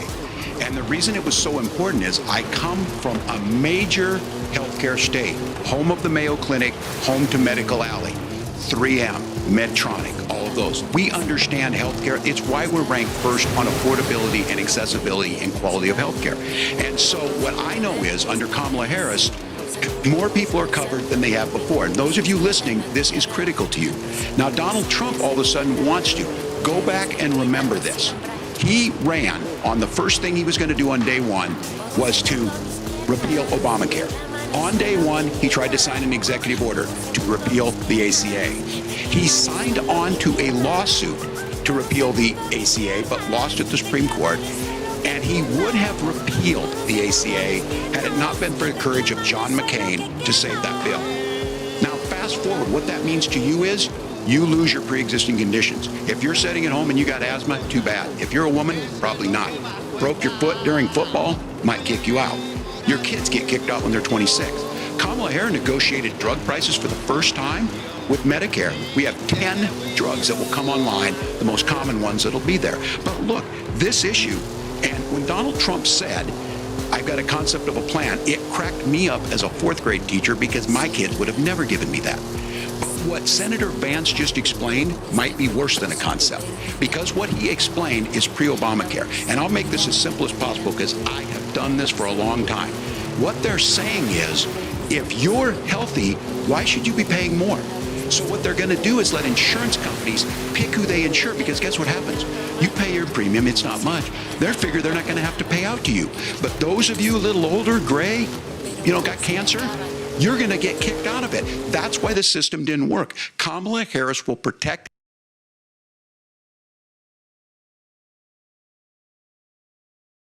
On that point, I'd like for you to clarify, there are many contributing factors to high housing costs. What evidence do you have that migrants are part of this problem? Well, there's a Federal Reserve study that we're happy to share after the debate. We'll put it up on social media, actually, that really drills down on the connection between increased levels of migration, especially illegal immigration, and higher housing prices. Now, of course, Margaret, that's not the entire driver of higher housing prices. It's also the regulatory regime of Kamala Harris. Look, we are a country of builders. We're a country of doers. We're a country of explorers.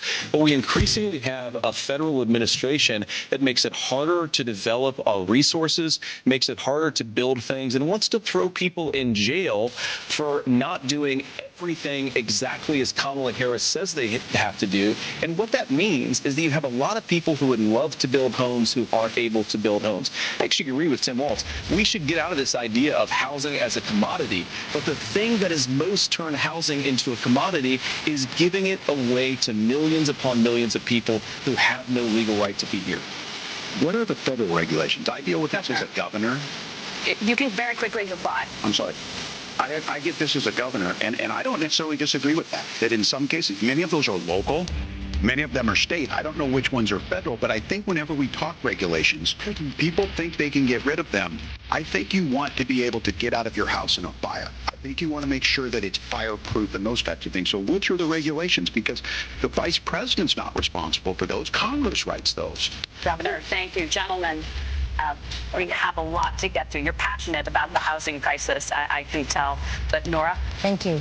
One of the top problems facing Americans is the high cost of health care. Senator Vance, at the last presidential debate, former President Trump was asked about replacing the Affordable Care Act. In response, he said, I have concepts of a plan. Since then, Senator, you've talked about changing how chronically ill Americans get health insurance. Can you explain how that would work? And can you guarantee that Americans with pre-existing conditions won't pay more? I'll give you 2 minutes. Well, of course, we're going to cover Americans with pre-existing conditions. In fact, a lot of my family members have gotten health care. I believe, members of my family actually got private health insurance, at least for the first time, switched off of Medicaid onto private insurance for the first time under Donald Trump's leadership. And I think that, a lot of people have criticized this concepts of a plan remark. It gets very simple common sense. I think as Tim Walz knows from 12 years in Congress, you're not going to propose a 900-page bill standing on a debate stage. It would bore everybody to tears, and it wouldn't actually mean anything because part of this is the give and take of bipartisan negotiation. Now, when Donald Trump was actually president, and again, he has a record to be proud of, prescription drugs fell in 2018 for the first time in a very long time. Under Kamala Harris's leadership, prescription drugs are up about 7%. Under Donald Trump's entire 4 years, they were up about 1.5%. He introduced pricing transparency. Think about healthcare. You go into a hospital, you try to buy something, and nobody knows what it actually costs. That price transparency will actually give American consumers a little bit more choice and will also drive down costs. And we talked about, the reinsurance regulations is what I was talking about. Look, Donald Trump has said that if we allow states to experiment a little bit on how to cover both the chronically ill but the non-chronically ill, it's not just a plan. He actually implemented some of these regulations when he was president of the United States. And I think you can make a really good argument that it salvaged Obamacare, which was doing disastrously until Donald Trump came along. And I think this is an important point about President Trump. Of course, you don't have to agree with everything that President Trump has ever said or ever done, but when Obamacare was crushing under the weight of its own regulatory burden and healthcare costs, Donald Trump could have destroyed the program. Instead, he worked in a bipartisan way to ensure that Americans had access to affordable care. It's not perfect, of course, and there's so much more that we can do, but I think that Donald Trump has earned the right to put in place some better healthcare policies. He's earned it because he did it successfully the first time. Governor? All right, here's where being this old guy gives you some history. I was there at the creation of the ACA. And the reason it was so important is I come from a major healthcare state, home of the Mayo Clinic, home to Medical Alley, 3M, Medtronic, all of those. We understand healthcare. It's why we're ranked first on affordability and accessibility and quality of healthcare. And so what I know is under Kamala Harris, more people are covered than they have before. And those of you listening, this is critical to you. Now, Donald Trump all of a sudden wants to go back and remember this. He ran on the first thing he was going to do on day one was to repeal Obamacare. On day one, he tried to sign an executive order to repeal the ACA. He signed on to a lawsuit to repeal the ACA, but lost at the Supreme Court. And he would have repealed the ACA had it not been for the courage of John McCain to save that bill. Now, fast forward, what that means to you is you lose your pre-existing conditions. If you're sitting at home and you got asthma, too bad. If you're a woman, probably not. Broke your foot during football, might kick you out. Your kids get kicked out when they're 26. Kamala Harris negotiated drug prices for the first time with Medicare. We have 10 drugs that will come online, the most common ones that will be there. But look, this issue, and when Donald Trump said, I've got a concept of a plan, it cracked me up as a fourth grade teacher because my kids would have never given me that. What Senator Vance just explained might be worse than a concept because what he explained is pre-Obamacare. And I'll make this as simple as possible because I've done this for a long time. What they're saying is, if you're healthy, why should you be paying more? So what they're going to do is let insurance companies pick who they insure because guess what happens? You pay your premium, it's not mine. They figure they're not going to have to pay out to you. But those of you a little older, gray, got cancer, you're going to get kicked out of it. That's why the system didn't work. Kamala Harris will protect and enhance the ACA. Governor, thank you. Senator, you have not yet explained how you would protect people with pre-existing conditions or laid out that plan. Well, look, we currently have laws and regulations in place right now that protect people with pre-existing conditions. We want to keep those regulations in place, but we also want to make the health insurance marketplace function a little bit better. Now, what Governor Walz just said is actually not true. A lot of what happened and the reason that Obamacare was crushing under its own weight is that a lot of young and healthy people were leaving the exchanges. Donald Trump actually helped address that problem, and he did so in a way that preserved people's access to coverage who had pre-existing conditions. But again, something that these guys do is they make a lot of claims about if Donald Trump becomes president, all of these terrible consequences are going to ensue. But in reality, Donald Trump was president, inflation was low, take-home pay was higher, and he saved the very program from a Democratic administration that was collapsing and would have collapsed absent his leadership. He did his job, which is govern in a bipartisan way and get results, not just complain about problems, but actually solve them. Governor, did enrollment under the Affordable Care Act go up under the Trump administration? It's higher now than we've seen it go up. Look, people are using it. The system works. And the question about this of young people, whatever, that's the individual mandate piece of this. And Republicans fought tooth and nail saying, well, Americans should be free to do this. Well, then So you think the individual mandate's a good idea? I think the idea of making sure the risk pool is broad enough to cover everyone, that's the only way insurance works. When it doesn't, it collapses. You are asking pre-ACA where we get people out. Look, people know that they need to be on health care. People expect it to be there. And when we are able to make it, and we are making it this way, when we incentivize people to be in the market, when we help people who might not be able to afford it get there, and we make sure then when you get sick and old, it's there for you. Because I hear people say, well, I don't want to buy into Medicare or whatever. Good luck buying health care once you get past 70. So look, the ACA works. We can continue to do better. Kamala Harris did that. The way she made everything better was negotiating those 10 drugs on Medicare for the first time in American history. Thank you. Margaret? I apologize. We're out of time. We have a number of subjects to discuss. Margaret? Let's talk about families in America. There is a child care crisis in this country, and the United States is one of the very few developed countries in the world without a national paid leave program for new parents. Governor Walz, you said that if Democrats win both the White House and Congress, this is a day one priority for you. How long should employers be required to pay workers while they are home taking care of their newborns? You have 2 minutes. Yeah, well, that's negotiable, and that's what Congress works. But here's what the deal is. Americans sitting out there right now, you may work for a big company. Look, we're home in Minnesota to some of the largest Fortune 500 companies. Kamala Harris knows that in Colorado or in California. Those companies provide paid family medical leave. One is, I think they're moral and they think it's a good thing, but it also keeps their employees healthy. We in Minnesota has to pay family medical leave. You have a child, and I had to go back to work 5 days after my kids were born. This allows you to stay home a certain amount of time. What we know is that gets the child off to a better start, the family works better, they stay in their employers, we get more consistency in that. So Kamala Harris has made it a priority. We implemented it in Minnesota, and we see growth. That's how you become a pro-business city. But the negotiations on it, and here's the issue. Those big companies are able to offer it.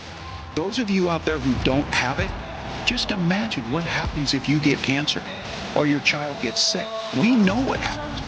You end up staying home. In some places, that means no paycheck because you've got no protection on that. This is the case of an economy that Donald Trump has set for the wealthiest amongst us. He's willing to give those tax breaks to the wealthiest. He's willing to say, bust those unions, do whatever. What we're saying is the economy works best when it works for all of us. And so a paid family medical leave program, and I will tell you, go to the families or go to the businesses and ask them. As far as child care on this, you have to take it at both the supply and the demand side. You can't expect the most important people in our lives to take either our children or our parents to get paid the least amount of money. And we have to make it easier for folks to be able to get into that business and then to make sure that folks are able to pay for that. We were able to do it in Minnesota, and I'm still telling you this. We were listed as the best state. We're still in crisis on this. A federal program of paid family medical leave and help with this will enhance our workforce, enhance our families, and make it easier to have the children that you want.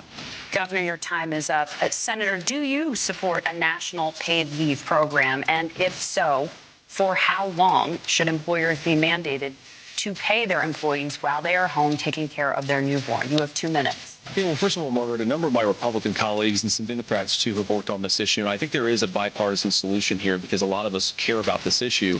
I mean, look, I speak from this very personally because I'm married to a beautiful woman who is an incredible mother to our 3 beautiful kids, but is also a very, very brilliant corporate litigator. And I'm so proud of her.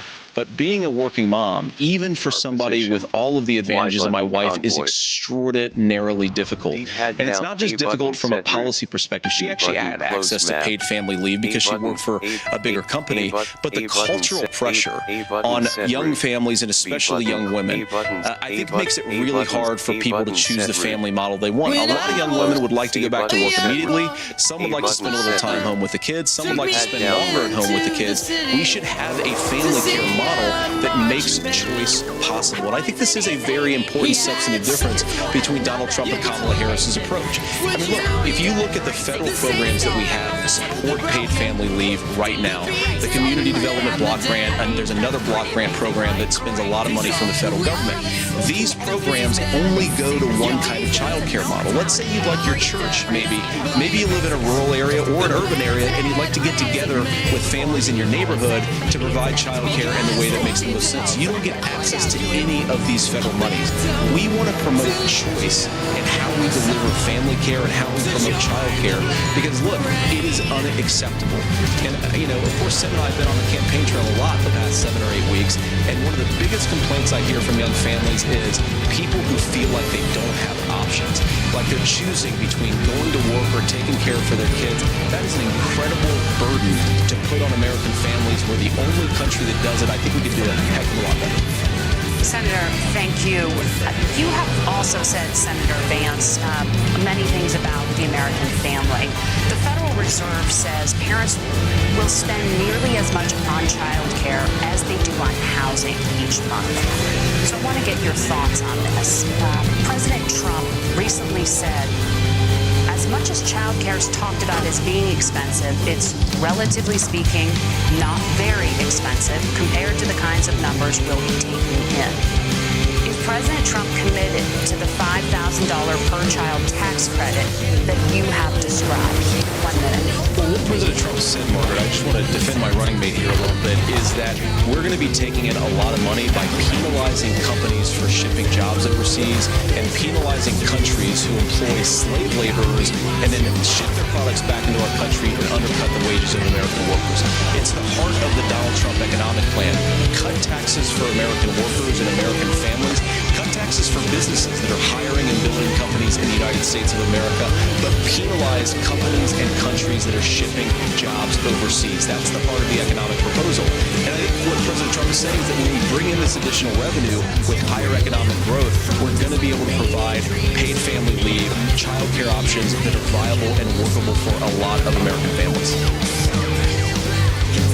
Can you clarify how that will solve the child care shortage?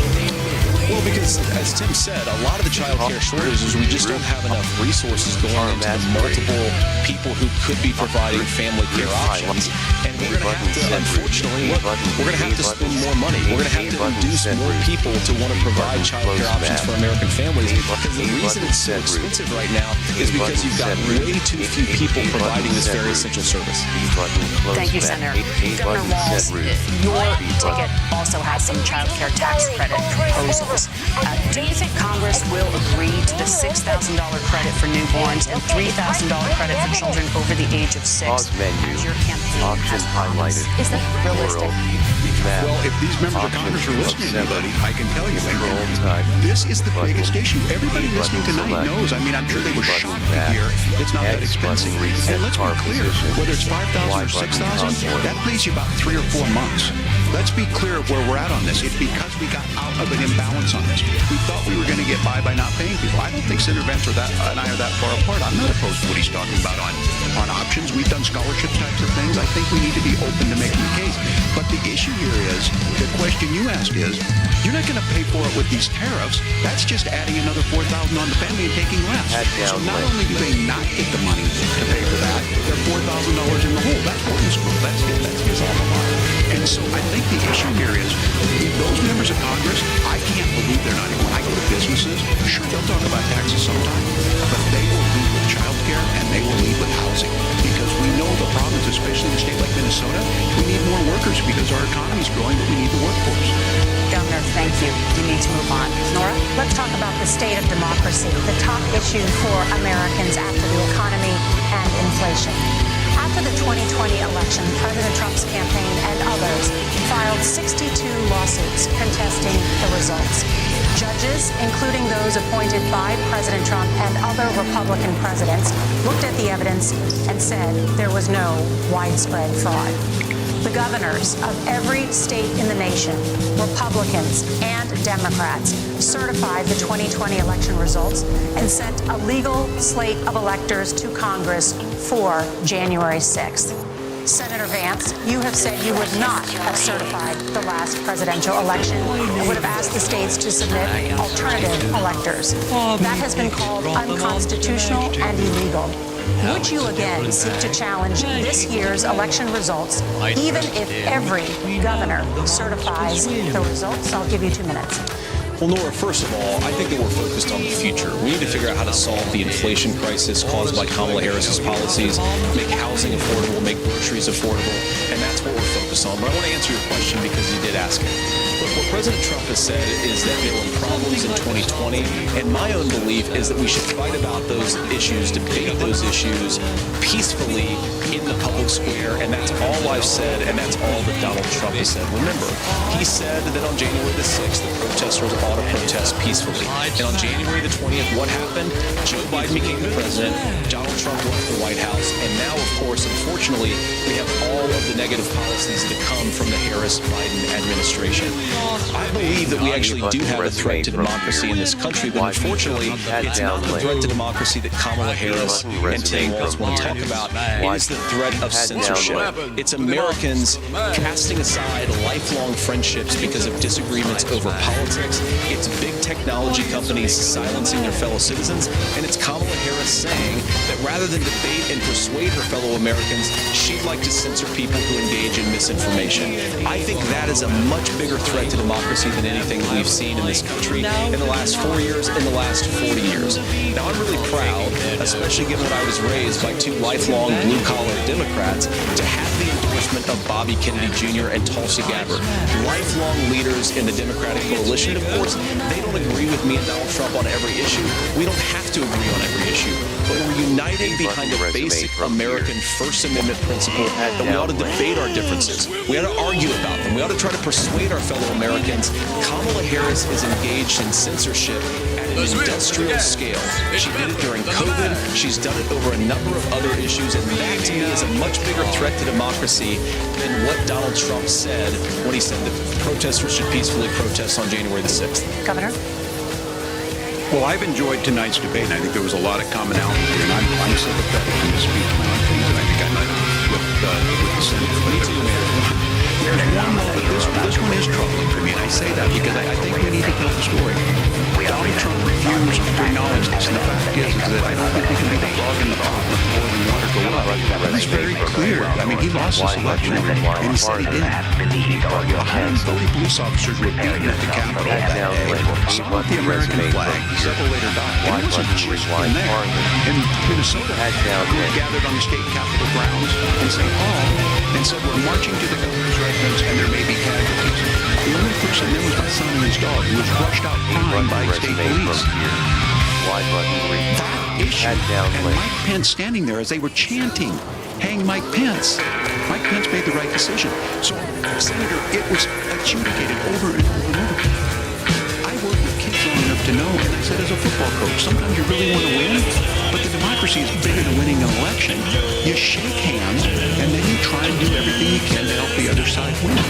That's what was at stake here. Now, the thing I'm most concerned about is the idea that imprisoning your political opponent, already laying the groundwork for people not accepting this. And a president's words matter.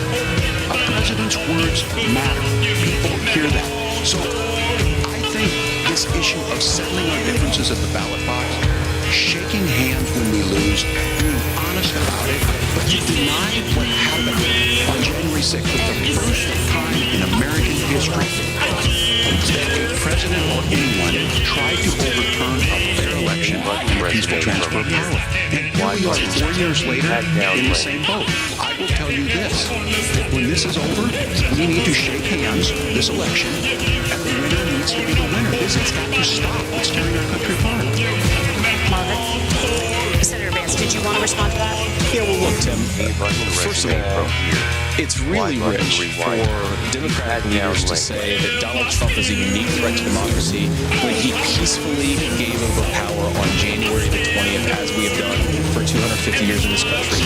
We are going to shake hands after this debate and after this election. Of course, I hope that we win, and I think we're going to win. But if Tim Walz is the next vice president, he'll have my prayers, he'll have my best wishes, and he'll have my help whenever he wants it. But we have to remember that for years in this country, Democrats protested the results of elections. Hillary Clinton in 2016 said that Donald Trump had the election stolen by Vladimir Putin because the Russians bought like $500,000 worth of Facebook ads. This has been going on for a long time. And if we want to say that we need to respect the results of the election, I'm on board. But if we want to say, as Tim Walz is saying, that this is just a problem that Republicans have had, I don't buy that. January 6th was not Facebook ads. And I think of revisionist history on this. Look, I don't understand how we got to this point. But the issue was that happened. Donald Trump didn't do it. And all of us say there's no place for this. It has massive repercussions. This idea that there's censorship to stop people from threatening to kill someone, threatening to do something, that's not censorship. Censorship is book banning. We've seen that. We've seen that brought up. I just think for everyone tonight, and I'm going to thank Senator Vance. I think this is the conversation they wanted to hear, and I think there's a lot of agreement. This is one that we are miles apart on. This was a threat to our democracy in a way that we had not seen, and it manifested itself because of Donald Trump's inability to say. He is still saying he didn't lose the election. I would just ask, did he lose the 2020 election? Tim, I'm focused on the future. Did Kamala Harris censor Americans from speaking their mind in the wake of the 2020 COVID situation? That is a damning non-answer. It's a damning non-answer for you to not talk about censorship. Obviously, Donald Trump and I think that there were problems in 2020. We've talked about it. I'm happy to talk about it further. But you guys attack us for not believing in democracy. The most sacred right under the United States democracy is the First Amendment. You yourself have said there's no First Amendment right to misinformation. Kamala Harris wants to use the power of government and big tech to silence people from speaking their minds. That is a threat to democracy that will long outlive this present political moment. I would like Democrats and Republicans to both reject censorship. Let's persuade one another. Let's argue about ideas, and then let's come together afterwards. You can't yell fire in a crowded theater. That's the test. That's the Supreme Court test. Tim, fire in a crowded theater. You guys wanted to kick people off of Facebook for saying that toddlers should... Senator, the governor does have the floor. Fire in a crowded theater. That is criticizing the policies of the government, which is the right of every American. Senator, the governor does have the floor for 1 minute to respond to you. Yeah. Well, I don't run Facebook. What I do know is I see a candidate out there who refused, and now again, and this I'm pretty shocked by this, he lost the election. This is not a debate. It's not anything anywhere other than in Donald Trump's world. Because look, when Mike Pence made that decision to certify that election, that's why Mike Pence isn't on this stage. What I'm concerned about is, where is the firewall with Donald Trump? Where is the firewall if he knows he could do anything, including taking an election, and his vice president's not going to stand to it? That's what we're asking you, America. Will you stand up? Will you keep your oath of office, even if the president doesn't? And I think Kamala Harris would agree. She wouldn't have picked me if she didn't think I would do that. Because of course that's what we would do. So America, I think you've got a really clear choice on this election of who's going to honor that democracy and who's going to honor Donald Trump. Governor, your time is up. Thank you, gentlemen. We will be right back with both of our candidates. The CBS News Vice Presidential debate continues. Right, A button select, name save file. Please enter select. Please wait. Saving content. Share, option highlighted. Sharing your file. This PBS News presentation is made possible by Consumer Cellular. This is Sam. How may I help you? X button focus. This is Pocket Dial. Y button effects mode. Somebody's pocket. Right bumper promo quick shot. You get nationwide coverage with no contract. That's kind of our thing. Have a nice day. Stick button. And by the Corporation for Public Broadcasting, and by contributions to your PBS station from viewers like you. Thank you. Ask asking tough questions to those in power. Should Democrats supply their votes if it means avoiding a government shutdown? Russia right now has you outmanned, outgunned. Is it time to think about a settlement? And covering events as they unfold. 8 soldiers died in the second deadliest attack on Israeli forces of the war. To see so many deaths in one place, it's not humanity. PBS NewsHour and PBS News Weekend. Every night on PBS and streaming. It shows us something between what you see and what you don't see. This is the story of the most curious man in history. The influence of Leonardo's vision was enormous. He's doing things no one had ever done before. And that is simply astounding.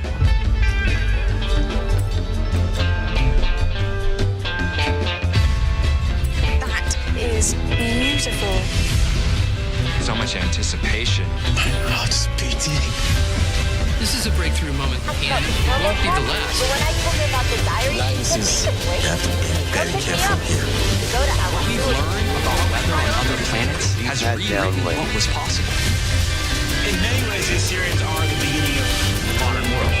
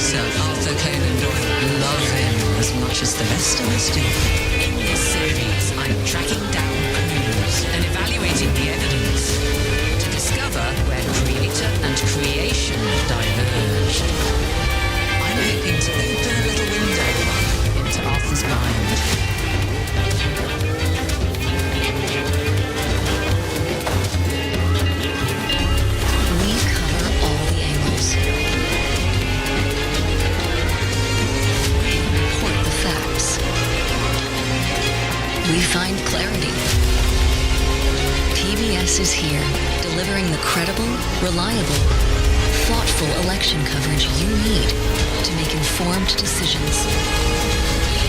PBS, your trusted election source.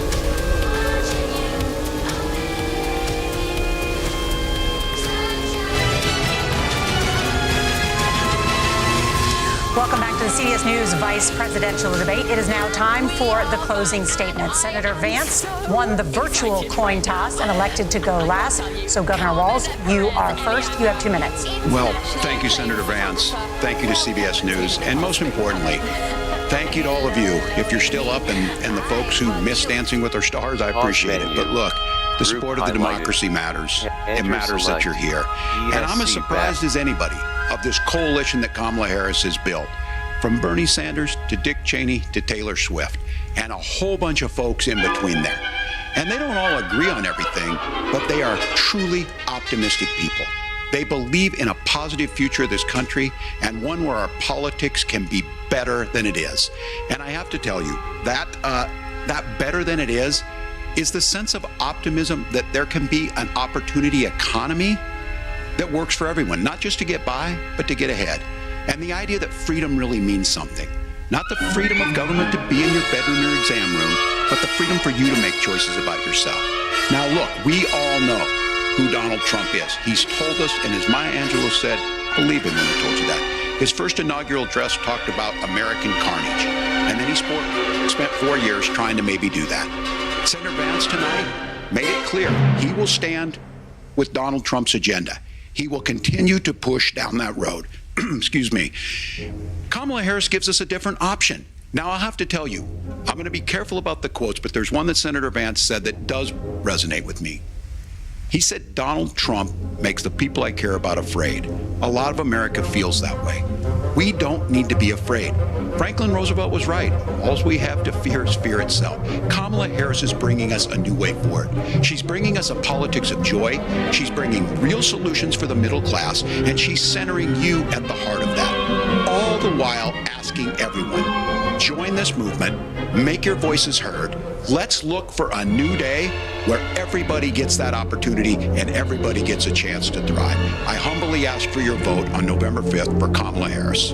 Governor Walz, thank you. Senator Vance, your closing statement. Well, I want to thank Governor Walz, you folks at CBS, and of course the American people for tuning in this evening. And one of the issues we didn't talk about was energy. And I remember when I was being raised by my grandmother, when she didn't have enough money to turn on the heat some nights because Ohio gets pretty cold at night and because money was often very tight. And I believe, as a person who wants to be your next vice president, that we are a rich and prosperous enough country where every American, whether they're rich or poor, ought to be able to turn on their heat in the middle of a cold winter night. That's gotten more difficult thanks to Kamala Harris's energy policies. I believe that whether you're rich or poor, you ought to be able to afford a nice meal for your family. That's gotten harder because of Kamala Harris's policies. I believe that whether you're rich or poor, you ought to be able to afford to buy a house. You ought to be able to live in safe neighborhoods. You ought to not have your communities flooded with fentanyl, and that too has gotten harder with Kamala because of Kamala Harris's policies.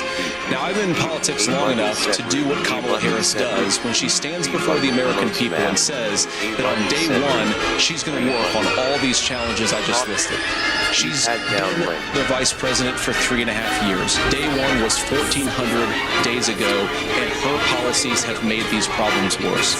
Now, I believe that we have the most beautiful country in the world. I meet people on the campaign trail who can't afford food, but have the grace and generosity to ask me how I'm doing and to tell me they're praying for my family. What that has taught me is that we have the greatest country, the most beautiful country, the most incredible people anywhere in the world.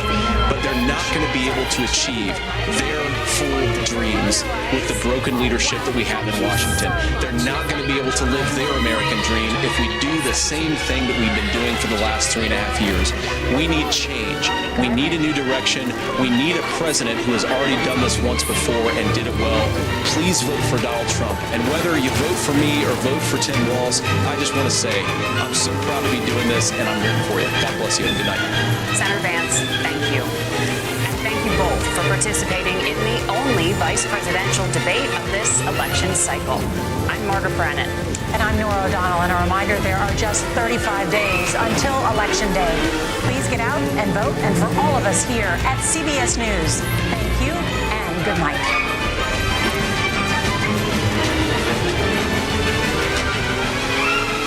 J.D. Vance and Tim Walz facing off in the first and only vice presidential debate of the 2024 election season. You see them there joined by their respective spouses. They sparred over abortion, immigration, threats to democracy, but often found points of agreement. Let's bring in our panel. We have Amy Walter of the Cook Political Report with Amy Walter, Republican strategist Kevin Madden, Democratic strategist Misha Cross, and our reporters covering the campaigns, Lisa Desjardins reports on the Trump campaign, and Laura Barone Lopez, who covers the Harris campaign. She joins us from the NewsHour West Bureau out in Phoenix.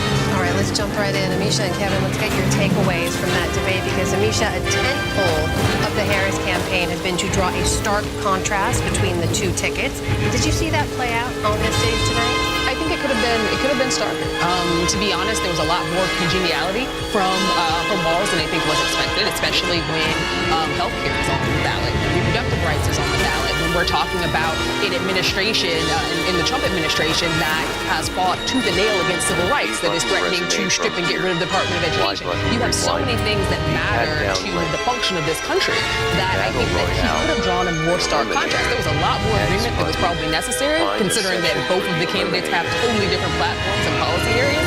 But in addition to that, I think that the Midwestern vibes of being nice and cordial were there, but he was out here to be someone who could draw that contrast, but who could also remind people what is at stake this election cycle. I think he kind of tried to tune in the end when he pointedly asked the question about January 6th, when he pointedly asked the question about did Donald Trump lose the election in 2020, but he was not as strong as he could be, and it was actually a little bit frustrating because early voting has already started. My ballot was in the mail yesterday, so you only have a very short amount of time to get this done, and people are already kind of baking in their decisions.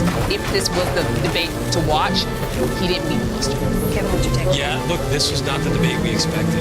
These are two candidates who have had a very contentious, time on the campaign trail. It was a lot of sniping at each other, and yeah, I agree that the Midwestern nice seemed to take over.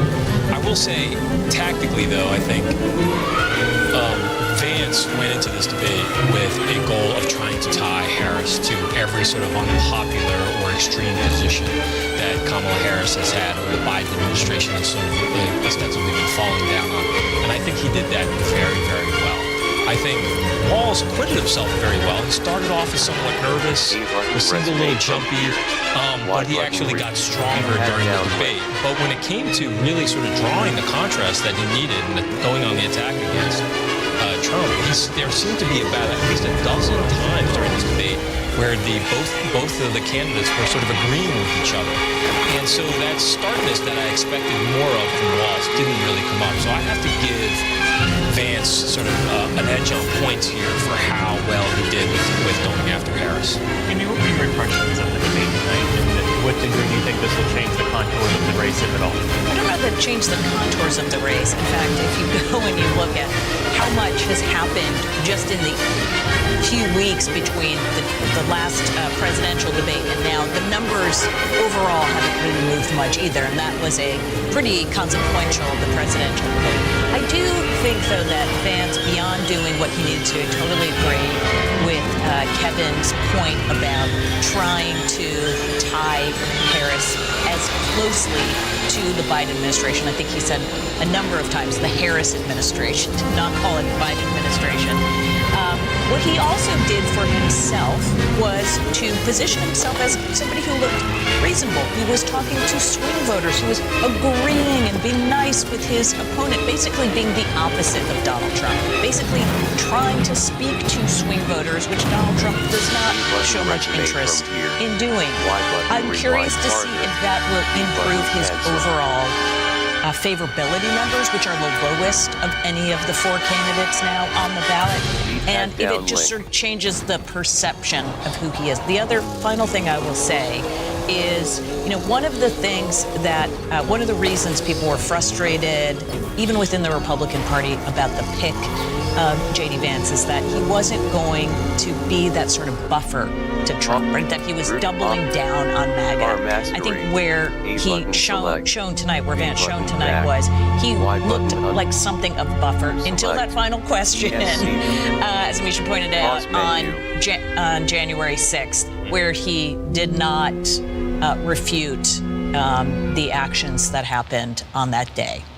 Lisa, what are your Trump campaign sources saying about this, especially J.D. Vance's efforts to sort of reset and rebrand the Trump campaign's position on things like abortion and health care, which Democrats would say was revisionist history? I can say Republican sources that I'm texting with right now are incredibly happy with J.D. Vance's performance. One of them even saying they can't imagine it could have gone better.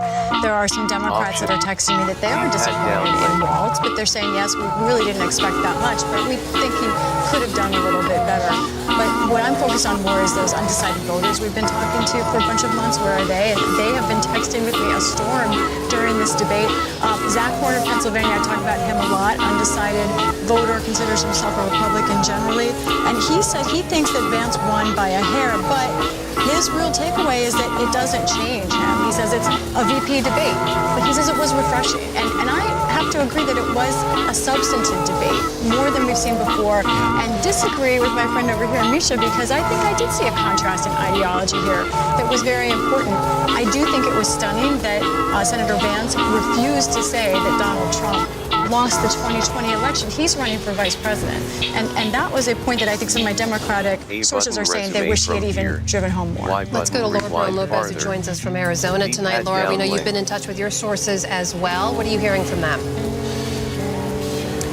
A campaign source, a campaign official, has been saying that the campaign throughout the evening had a tracker where they were monitoring undecided voters in battleground states. And they say that one of the highest marks for Tim Walz as they were tracking undecided voters came when Walz talked about women having full control of their health care rights. So on abortion, they believe that Tim Walz did really well in striking that contrast. They also said that one thing that stood out when they were tracking undecided voters was J.D. Vance's answer about certification of 2020 and the fact that he didn't answer when he was asked if Donald Trump lost. And I will say, Amna, that I'm on the ground here in Arizona and I've been talking to voters, and I did speak to one Republican voter who voted for Trump in 2020, and we'll feature that interview in the coming days. But that voter is a lifelong Republican, voted for Trump in 2020, and the reason that he is not going to vote for Donald Trump this year and has decided to vote for Kamala Harris is because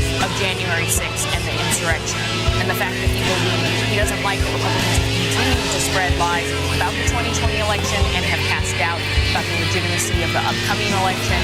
And so moments like that could very well stand out to a number of these disenchanted Republican voters. All right, final impressions on the night, Kevin, and then Amisha. Well, I think that these are, I'd say, VP debates and State of the Unions are very similar in that around 48 hours from now, we're not really going to be talking about it, and it's going to wash through the political system. I think both candidates acquitted themselves pretty well tonight, but whether it has a lasting effect, I don't think so.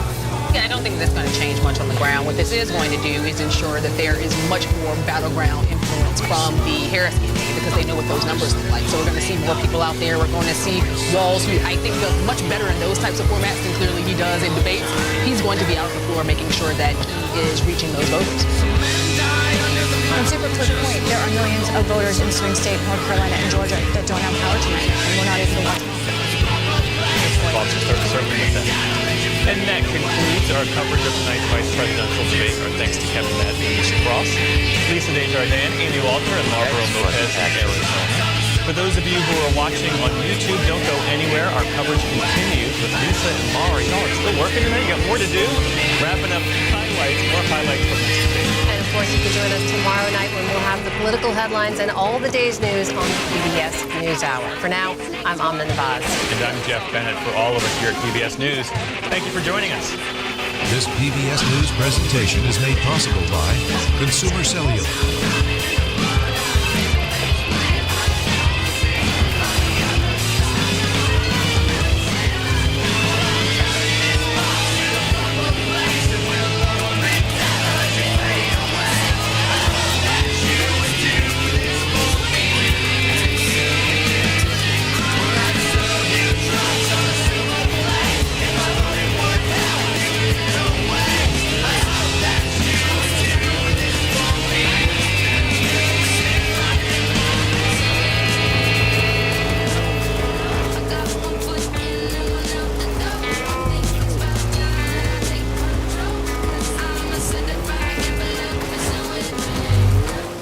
Button resume from here, Y button, D-pad down link.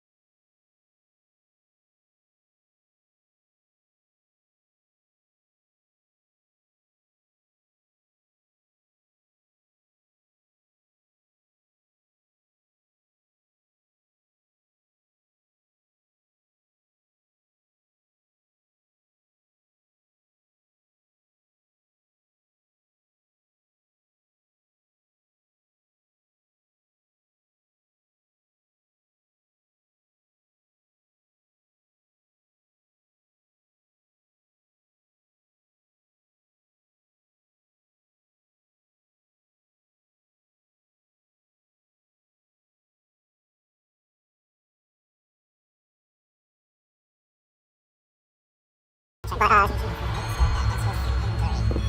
auto rifle didn't really have that good of a pair to me, but I didn't check the others. According to this, the sidearm, the sniper rifle, the sword are all A rank. That rifle is D.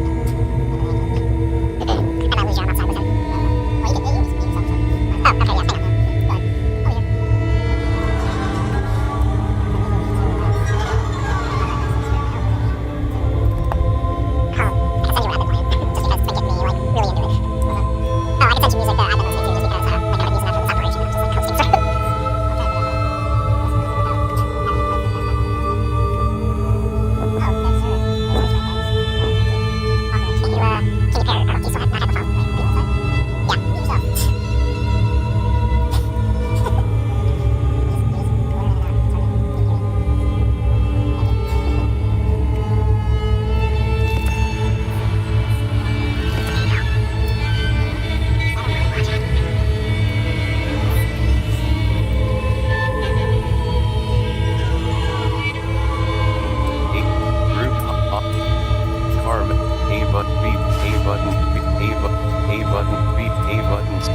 over here. Pause, group, option highlight, exit.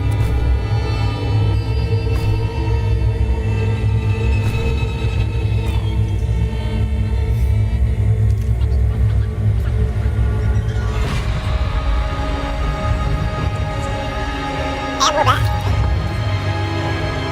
But anyway, sorry, I was cutting in and out there. Yeah, but my yard is really weird. Like, if I'm closer to the garage, I lose the signal. But if I'm deeper in the yard,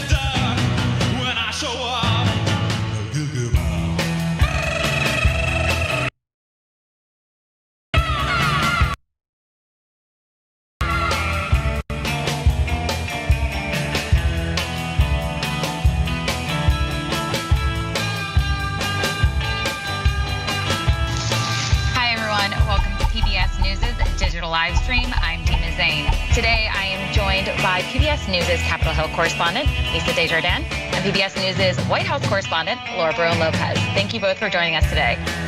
Thanks for having us.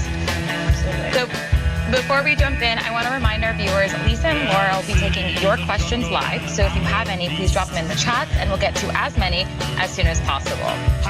To kind of start off, we just finished watching the Democratic VP nominee and Minnesota Governor Tim Walz and Republican VP nominee and Ohio Senator J.D. Vance go head-to-head in their first vice presidential debate for the 2024 campaign. I want to start with, most voters look at the presidential candidate when maybe deciding who or how to vote. I want to start with how important is the vice presidential debate like this for a candidate garnering a candidate's support. Lisa, do you want to take this one first? Oh, yeah, sure. I can jump in. I mean, to be honest, it's rare that a vice presidential debate will change voters' minds in terms of the presidential candidate. Now, a vice presidential candidate could make a terrible mistake. You could maybe lose some points. To me, and this is confirmed by the undecided voters that I've been texted with, that they have a lot of different impressions about who won this debate or how it went, but I haven't heard a single one of them say that it changed their mind or helped them make up their mind. Now, I do think this debate could be interesting depending on who wins, because either one of these men is poised to have a presidential run later on should they become vice president. So it's important to watch them now in this moment, but I don't know of any voters yet that have made up their mind because of this debate. And Laura, I want to ask you, what was this debate meant to accomplish for the Harris campaign? Yeah, Dima, so Tim Walz essentially wanted to maintain his favorability ratings, because his favorability ratings amongst the American public on average across polls are high. They hover around, I want to say, 40 to 45%. And whereas J.D. Vance's unfavorability, his disapproval ratings, are higher than his favorability ratings. So J.D. Vance is not as popular as Tim Walz in the American electorate's view. And so really it was kind of a do no harm situation for Tim Walz, which was he wanted to go in, strike contrast, but also not shake the boat too much, not say anything that would get him in a lot of trouble, not say anything that could potentially be used against him and Kamala Harris. And I think that the campaign feels as though he did achieve that. Was he as strong or as forceful as some of them had hoped he could be in really hitting J.D. Vance when it comes to some of his past comments, whether it's comments about childless cat ladies, whether it's J.D. Vance's stances on abortion? J.D. Vance's website used to say, just until recently, that he supported ending abortion, period. So